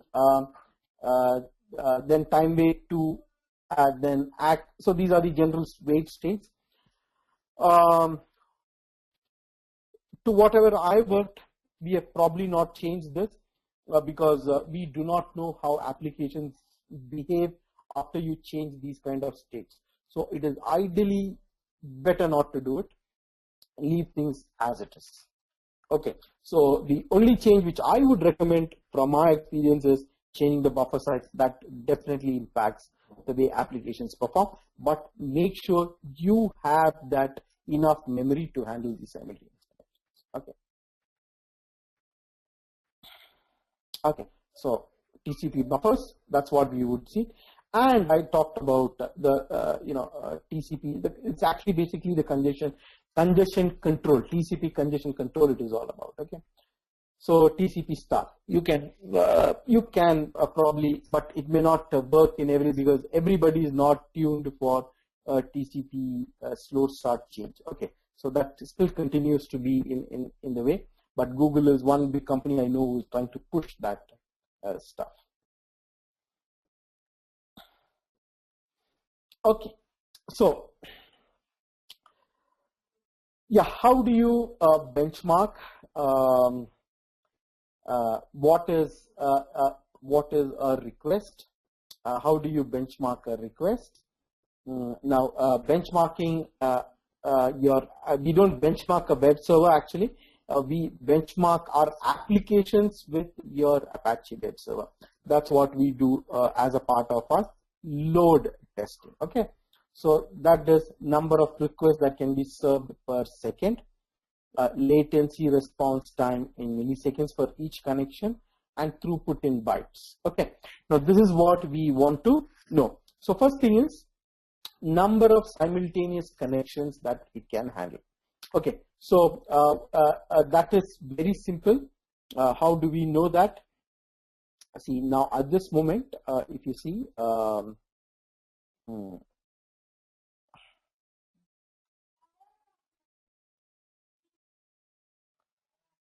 okay, so at this moment, now if you see, so many processes are there. I can tune this. Okay,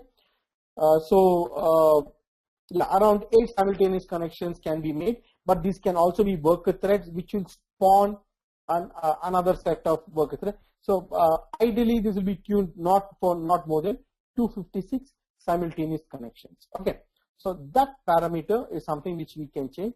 So when I say simultaneous connections means I'm making say www.google.com, right? I am using my web browser to connect to a web server and the Google site. So when I open my web browser, I make 2 connections. So what this connection means, connection is SYN plus ACK plus SYN plus data. Okay, this is called a connection. This is also called as a session. This happens at the TCP layer. Okay, so this happens at your TCP layer. So TCP layer is responsible for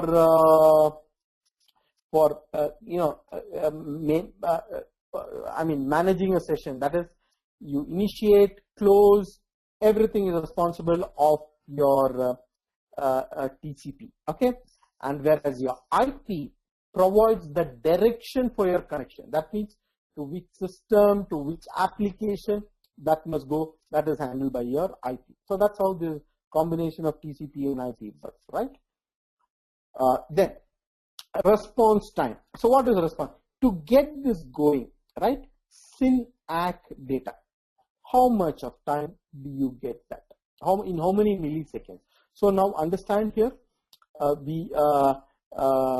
it is not like anymore within the process happening within CPU. Okay, the data is going out of the system, right? So all the speed will only happen in milliseconds. Okay, so how much of time it takes to establish this? So we need to test this. So what happens is you install your application. A basic test, what you do is, let's say you create a login page. IRCP. Look at IRCP. You give the username, you give the password, and press the login button. When you say press login, how long does it take for the the browser to refresh and come to a state telling me you have logged in.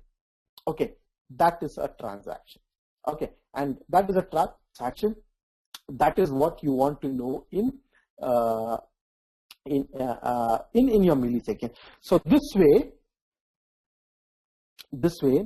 every application is composed of so many transactions, right? Login is one transaction. Then we may buy a ticket. That's another transaction. We may cancel your ticket. That's another transaction, right? So you may change your profile. That's another transaction. So this way, every application and in that each application, individual module needs to be tuned. Timed out. Timed in the sense to get that how much time it takes to do a particular process. This is what you do as a performance engineer earlier, and you do this as a DevOps now. So your job is to get these metrics for every transaction. Okay, so that's it. And bytes. I told you throughput, right? And I used that PMAP example and showed you. Okay, so by default, per user, right? Per user, look at how much of memory he will utilize. What does per user? If I take HTTP application is broken down into a total application memory size, RSS application memory size, and individual application memory. And the fourth is how much individual user will use for that application. If he's downloading, by default it is 1 MB, and if he starts downloading an application, that can blow up to 10 MB. Okay, so you need to look it in that way and performance tune and understand your application. Okay.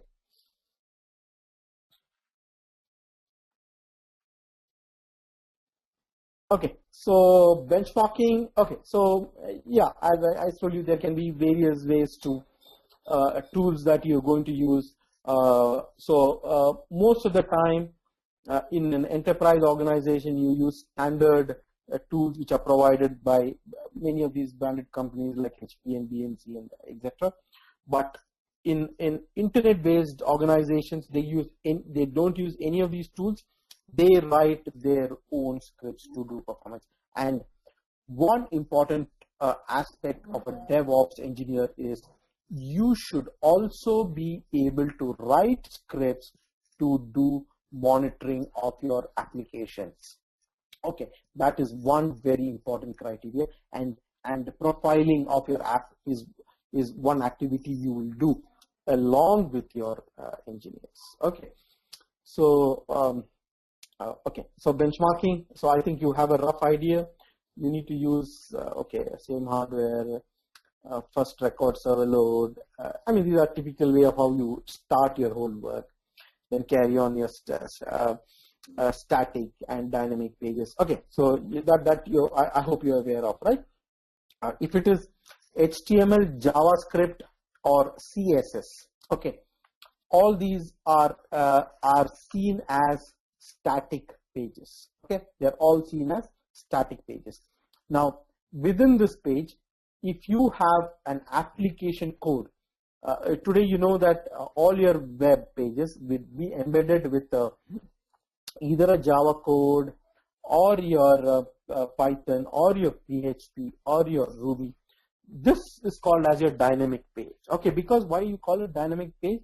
Because this application would need to connect into your database, retrieve the data, and then display it on the web. Okay, so that's why we call it dynamic page, and this is the guy who takes the most amount of time to process. Okay, and that is why we indirectly call it as a transaction. Why it's a transaction? A transaction means because it first hits the web server. From the web server, it goes to the application, respective application. If it's Python, it goes to the Python application. Python application then connects to the database, pulls the data, and gives it back to the web server, and it displays. Okay, so that's why we call that, and the whole thing. And then another important feature is, we will do delete. Okay. Look up.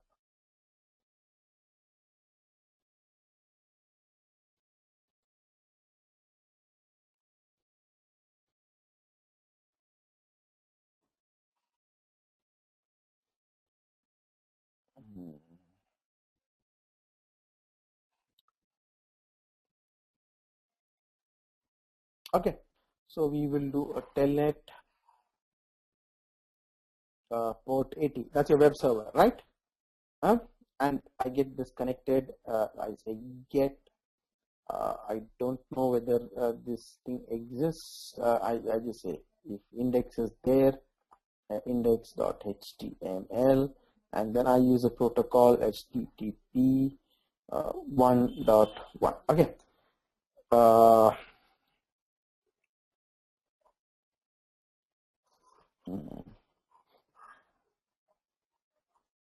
Okay, so I kind of entered and it pulled me this page. Okay, but what I wanted to show you was not the page, actually the last line of it. It says connection first. Okay, so if you don't want this to happen, we set a parameter called keep alive. Okay, we set a parameter called keep alive. So what does we can be set in the web server? Keep alive means please don't close my connection as once I just get my page. Keep it alive because I may be using that connection for maybe another more request. Okay, but this is also dangerous. Why? Imagine if I keep this infinite amount of time, then it will just keep consuming, right? Each connection comes, it never dies. That means it will take up all the memory, ultimately crashing your system. Okay, so you need to be cautious on what is the time that you want to set. It may be 5 minutes or so, or it can be 15 minutes. Okay, so that depends on you.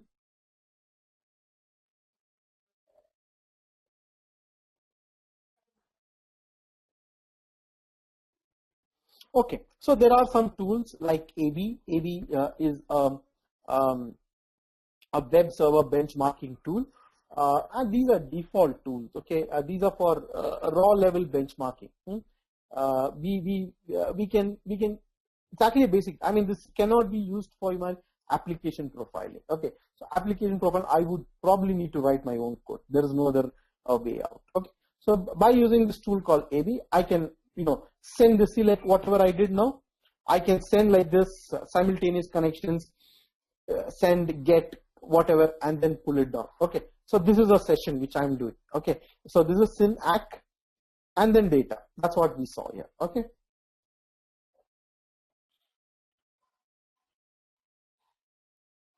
Okay, so of all earlier we had many other protocols, right? We had like we had our FTP server, our okay, sorry, it is all getting into that. We had FTP, we had NFS, you had TFTP. There are many sharing protocols. Then you have Samba. I'm sure if you may know this, right? Samba, and then we had CISF. Now, yeah, as we stand today, all this is kind of dying out. The only protocol which is being used for all of this purpose is going to be HTTP. This seems to be the standard way to share anything. Share anything. We are seeing today in all FTP servers are also dying out to share. We use a web server instead of that. Okay. So yeah, so if you had this particular, let's probably install this and let me check.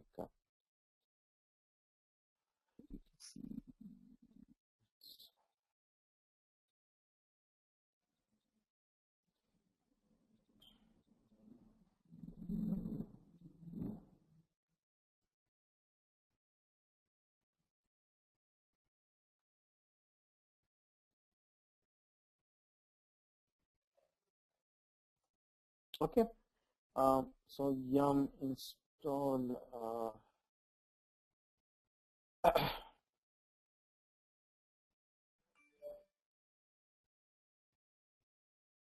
It should have. Let's check that. install.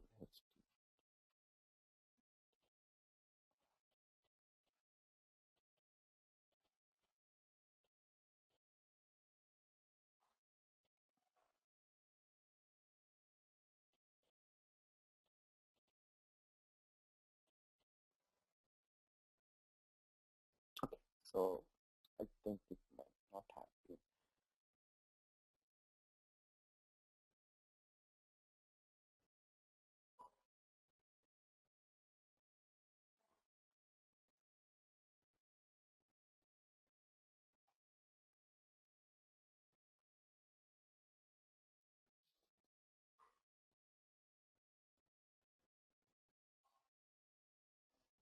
Okay, so let me see. AB is there. Yeah, AB is installed. Okay, yeah, this is a bit dangerous though for me to do.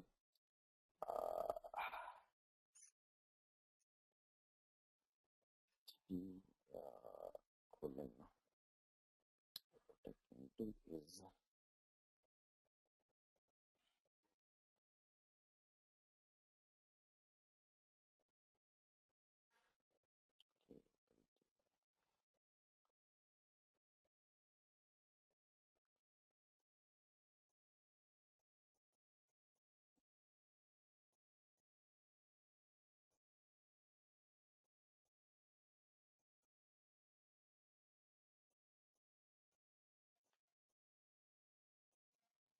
okay. So I'm benchmarking this directly in the internet.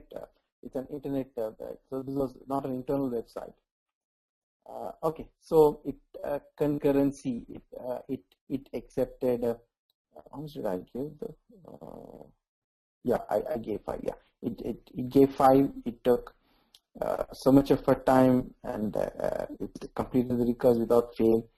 Total times transferred, request per second. Okay, so and you can see how many of these connections and waiting. But understand, this is a very raw test. Okay, this is not testing the actual page. In a sense, this is because this being a bare HTML, we can do it.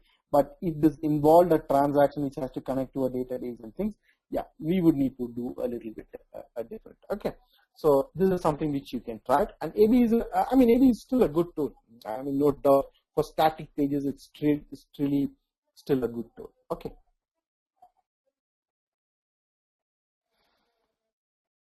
Okay, so what I noticed is, right, this particular set of slides, I'm not going to do it here.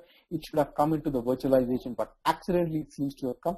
So the next class is going to be on complete virtualization, which includes Docker. So I'm going to skip this part because it should not have come in here. Okay, this is going to the virtualization. Okay. So leaving that aside, I've already told them, so I'm sure they should have added this into the other set of slides. Okay. Securing a server. Okay. Now that we have seen on the performance aspect and things like that, now securing. Okay. Yeah, this is actually a very, very specialized task. You know, how do we so what are the levels of security? So let's talk about that. Servers are an important part of any infrastructure. Securing them is very important. We all know that. By taking proper steps, we can ensure that the servers are patched and secure. We need to take a look at the vulnerability these servers pose to the network and how these machines can be secured. Okay, so there's normally a task which is done by a specialized team, but let's understand. Okay,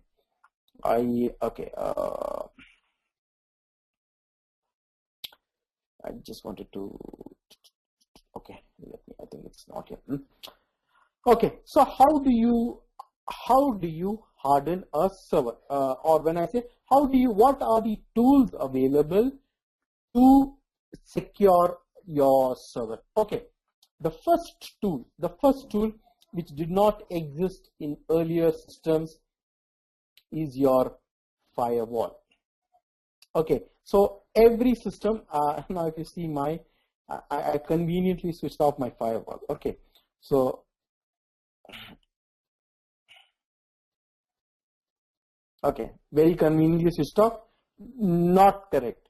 you need to start this. Why we do it is because we are in a test bed and because we want to test it. We don't know what ports to open. So the the easiest option we take is open all ports or open all the ports. Okay. So firewall is the first level of security that you can have within your server when applications are coming. Okay. The next set of tools that you can have is probably I should. Okay, so while installing, okay, let's do these basic things, and I'll come to that other one because that is more nice to know. So while installing servers, make sure correct services and packages are installed. Installing extra services or running extra services are unnecessary. So that means install only the required package. That means you start installing with the base package alone. Yesterday we saw what is base package installation, right? That is the basic 200 odd packages that you first install. Only start with that. From that also there are other things which you do. We will see that. Okay. Then if you have used Ubuntu will never allow you to log in as root. He will first allow you to log in as normal user and then ask you to connect. That is another important approach. Okay. Then, yeah, we know about password usage and all that. So, I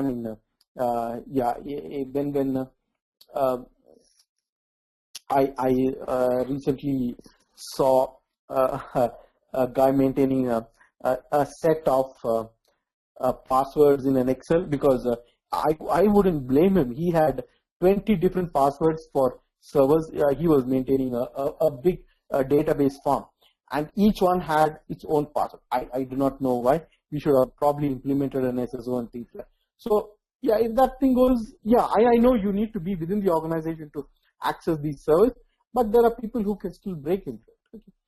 Okay. So that is one thing. We know there are ways to manage.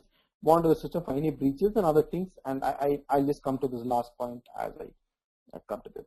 Okay, so first thing I said is install the base image, install only the base image, remove unwanted packages, and start your firewall with the least amount of ports open.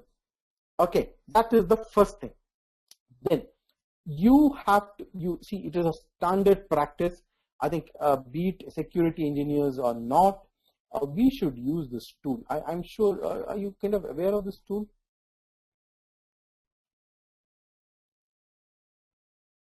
Okay, an Nmap. Nmap, I mean, this has been there for ages. Every security guys use this tool. It's called Network Mapper. What it does is it will help you to show you all that ports are open. So the next step you actually do is make sure you run a scan of Nmap to see what ports are open and immediately shut them down. So now you have two layers, right? One your firewall and the other one is your Nmap. With these two basic stuff, you kind of secure at a base level. This is the minimum requirement. Okay, apart from user password handling and user and things like that. So at least what I know is I wouldn't have opened a port. I see when I start my system, I need only maybe an SSH port and a web port. Why should I open an FTP port or some other port? It is unnecessary. So, so this is the basic thing which we start, and we use this Nmap to run it. Okay. Then the other tools that you get is how do you handle what commands can a user run within a Unix system, and we use sudo for that, right? I'm sure you're aware of this, right? So that is the third level, that you are bringing in access control using sudo. Okay, and you know today Telnet you can't log in, right? Login with Telnet is dead. It's all about SSH. Okay, so by default this is going to be there. So these are basic things that would come in. Then after this you can try to secure that file, this files. So that depends on the checklist your organization will create. Okay, each organization has a set of checklists that we can do. Okay, so then user can okay, how do you I mean, these are the general permissions and access, your access controllers that each organization may have. It varies from organization to organization how they want to use this. And I can tell you, from having worked at a quite a senior level, that they don't go into a very detailed access control list. Today, most of the organizations suffice with using a sudo, using minimal installation, closing all the ports which are not required, and then running a scan to see all what are working and things like that. Okay. Okay, so yeah, I know these access control lists are there, but this is a very tedious process, and I can tell you today not much people get into trying to control a file through these methods, because most of it is already taken care by closing up the respective port. So, but we can handle this for the ports which are open. So if you take your web server, where your file, it will be under var w.html. So that pipeline you just see, what are the files you want to give execute permission, what are you want to give write, what you want to give read. It's only in that level we manage, but not anything below that.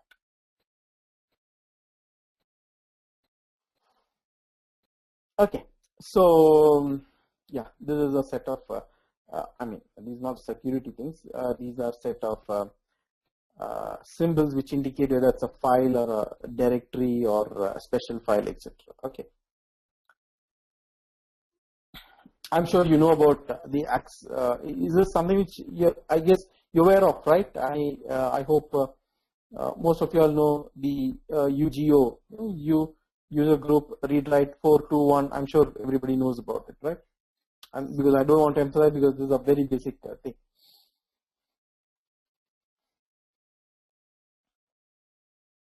Okay, then yeah, you can. So find is a through find you can literally do a lot of search, various kinds, whether each how many of the files are in execute, how many in the read options. There are various things that you can do, and make sure non-root accounts have set UID. Okay, so that you are kind of aware, right? All so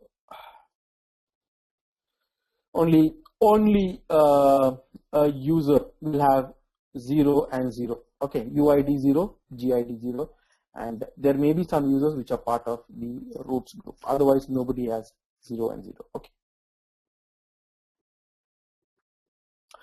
Then security patches. Yes, see, there was a very interesting tool which would tell you if your application is which I think, I mean, you should do it as normal engineers would do. These are basic things you should know. This tool was called Nessus. Okay. Okay. This was it was an open source tool where I could run.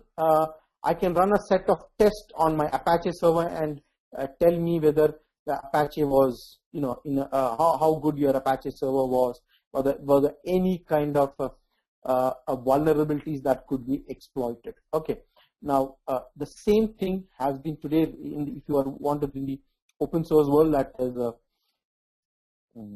okay, open source, I forgot that name though.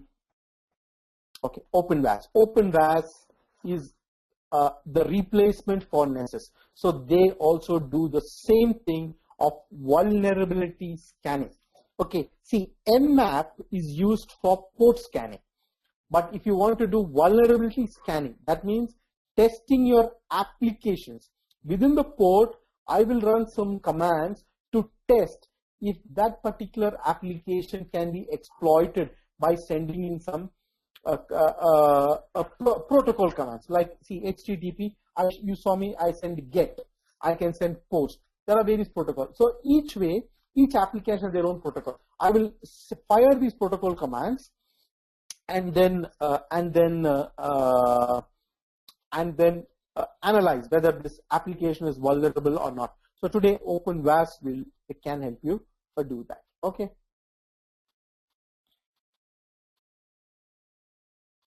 Yeah, see, these are primarily info related because we don't do this activity. It's ideally, and we need to know them. We need to definitely know them, but security is ideally taken by the security team. We do not want to get involved with this because it requires specialization. Okay, but it's very, very important as DevOps engineers to know all the security systems, understand the security features, understand what tools they may be using, some of which you should do it from your end as a preliminary testing purpose. Okay.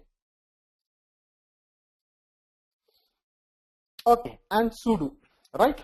With sudo, what is the greatest thing? I can allow each user telling him what commands he can run. Okay, I can allow a user to say he will only do shutdown, but other user can only run ls or a move or a normal Unix command. I can literally control this, and this is very extensively used. And they have number of sudo files maintained each time they change the stuff, and this is kept extensively actually as such. Okay, but applicable only to Unix. I mean, this Windows, it is not applicable. So Windows, you will have to use Active Directory.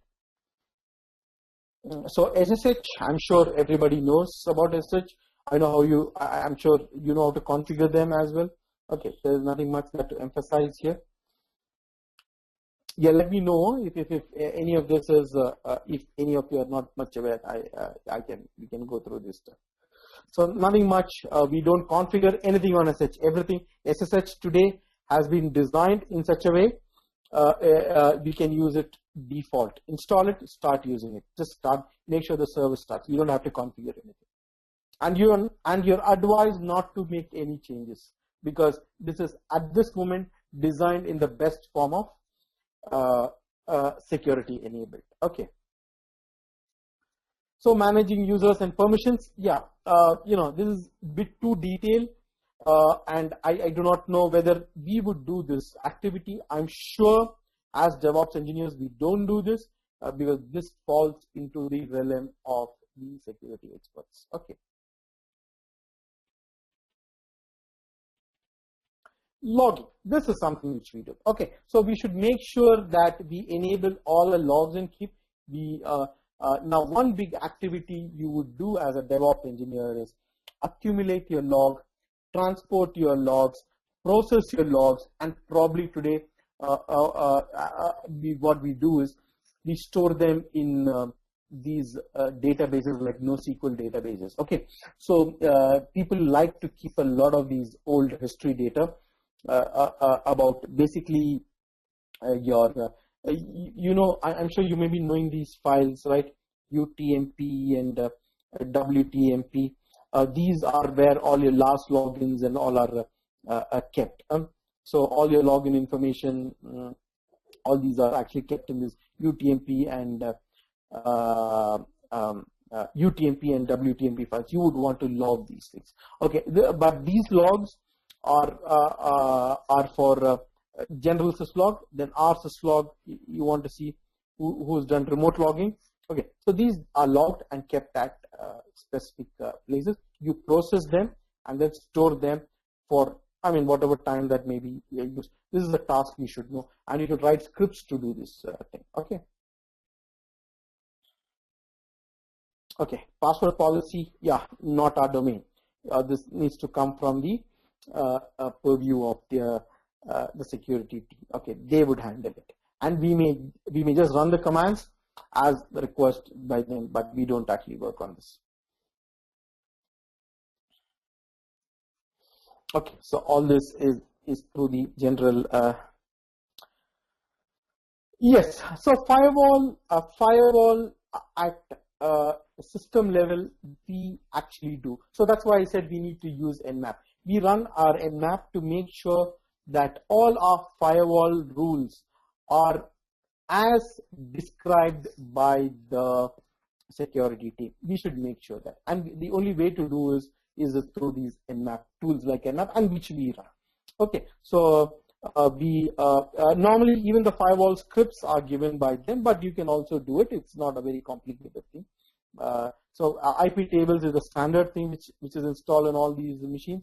and then but the rules are something which is defined by the security team, and based on that we run the commands. Okay, so configuring, we can IP table is the IP table is the command through which again, by default, you don't have to install IP tables. It is installed by default. Okay, everything comes default. But yeah, as I was doing, yeah, we don't shut it. It's a bad practice. Now, so if it was shut down, right? How do we make sure that it's automatically started? We use tools like Puppet and things like that to make sure it is started. It is started if it was stopped by some process or by accident as such. Okay. So IP tables, what are there are 3 different chains in an IP table. Input, this is a chain used to control the behavior of incoming connections. Forward, this chain is used for incoming connections that are actually being delivered locally. Think of this as a router. For us, the best case to think of this is, you know how the Nginx behaved, right? Nginx would translate, if you use it as a load balancer, it will translate your port and your IP to something else. Okay, that's the way to look at it. Okay, and then the third is output. This is used to control the behavior of outgoing connections. Okay.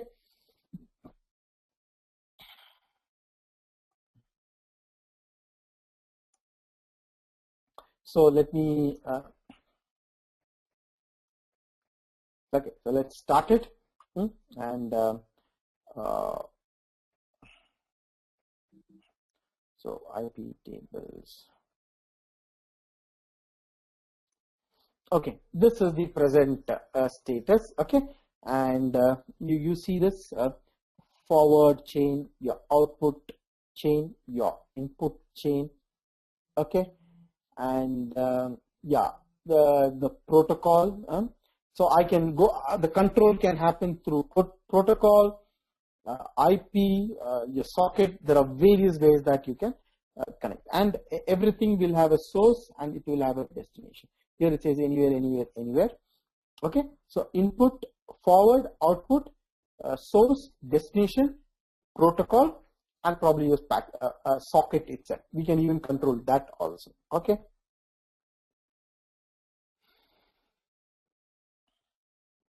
Okay. So command to accept connections by default is policy input expect, and source for the output and forward. So you want to drop something, so we just say input, and this is a default. Okay, but if you want to use it as per, okay, I think this is there. So if you want to specify, then you need to specify an IP address, you need to specify your protocol, and there are, I mean, I don't, out of my mind, don't remember all those, that entire sequence, and you need to specify what to accept, what to drop. Okay, so it is as simple as that. It is not a complicated thing, and I said this is based on IP, your protocol, and maybe your socket itself.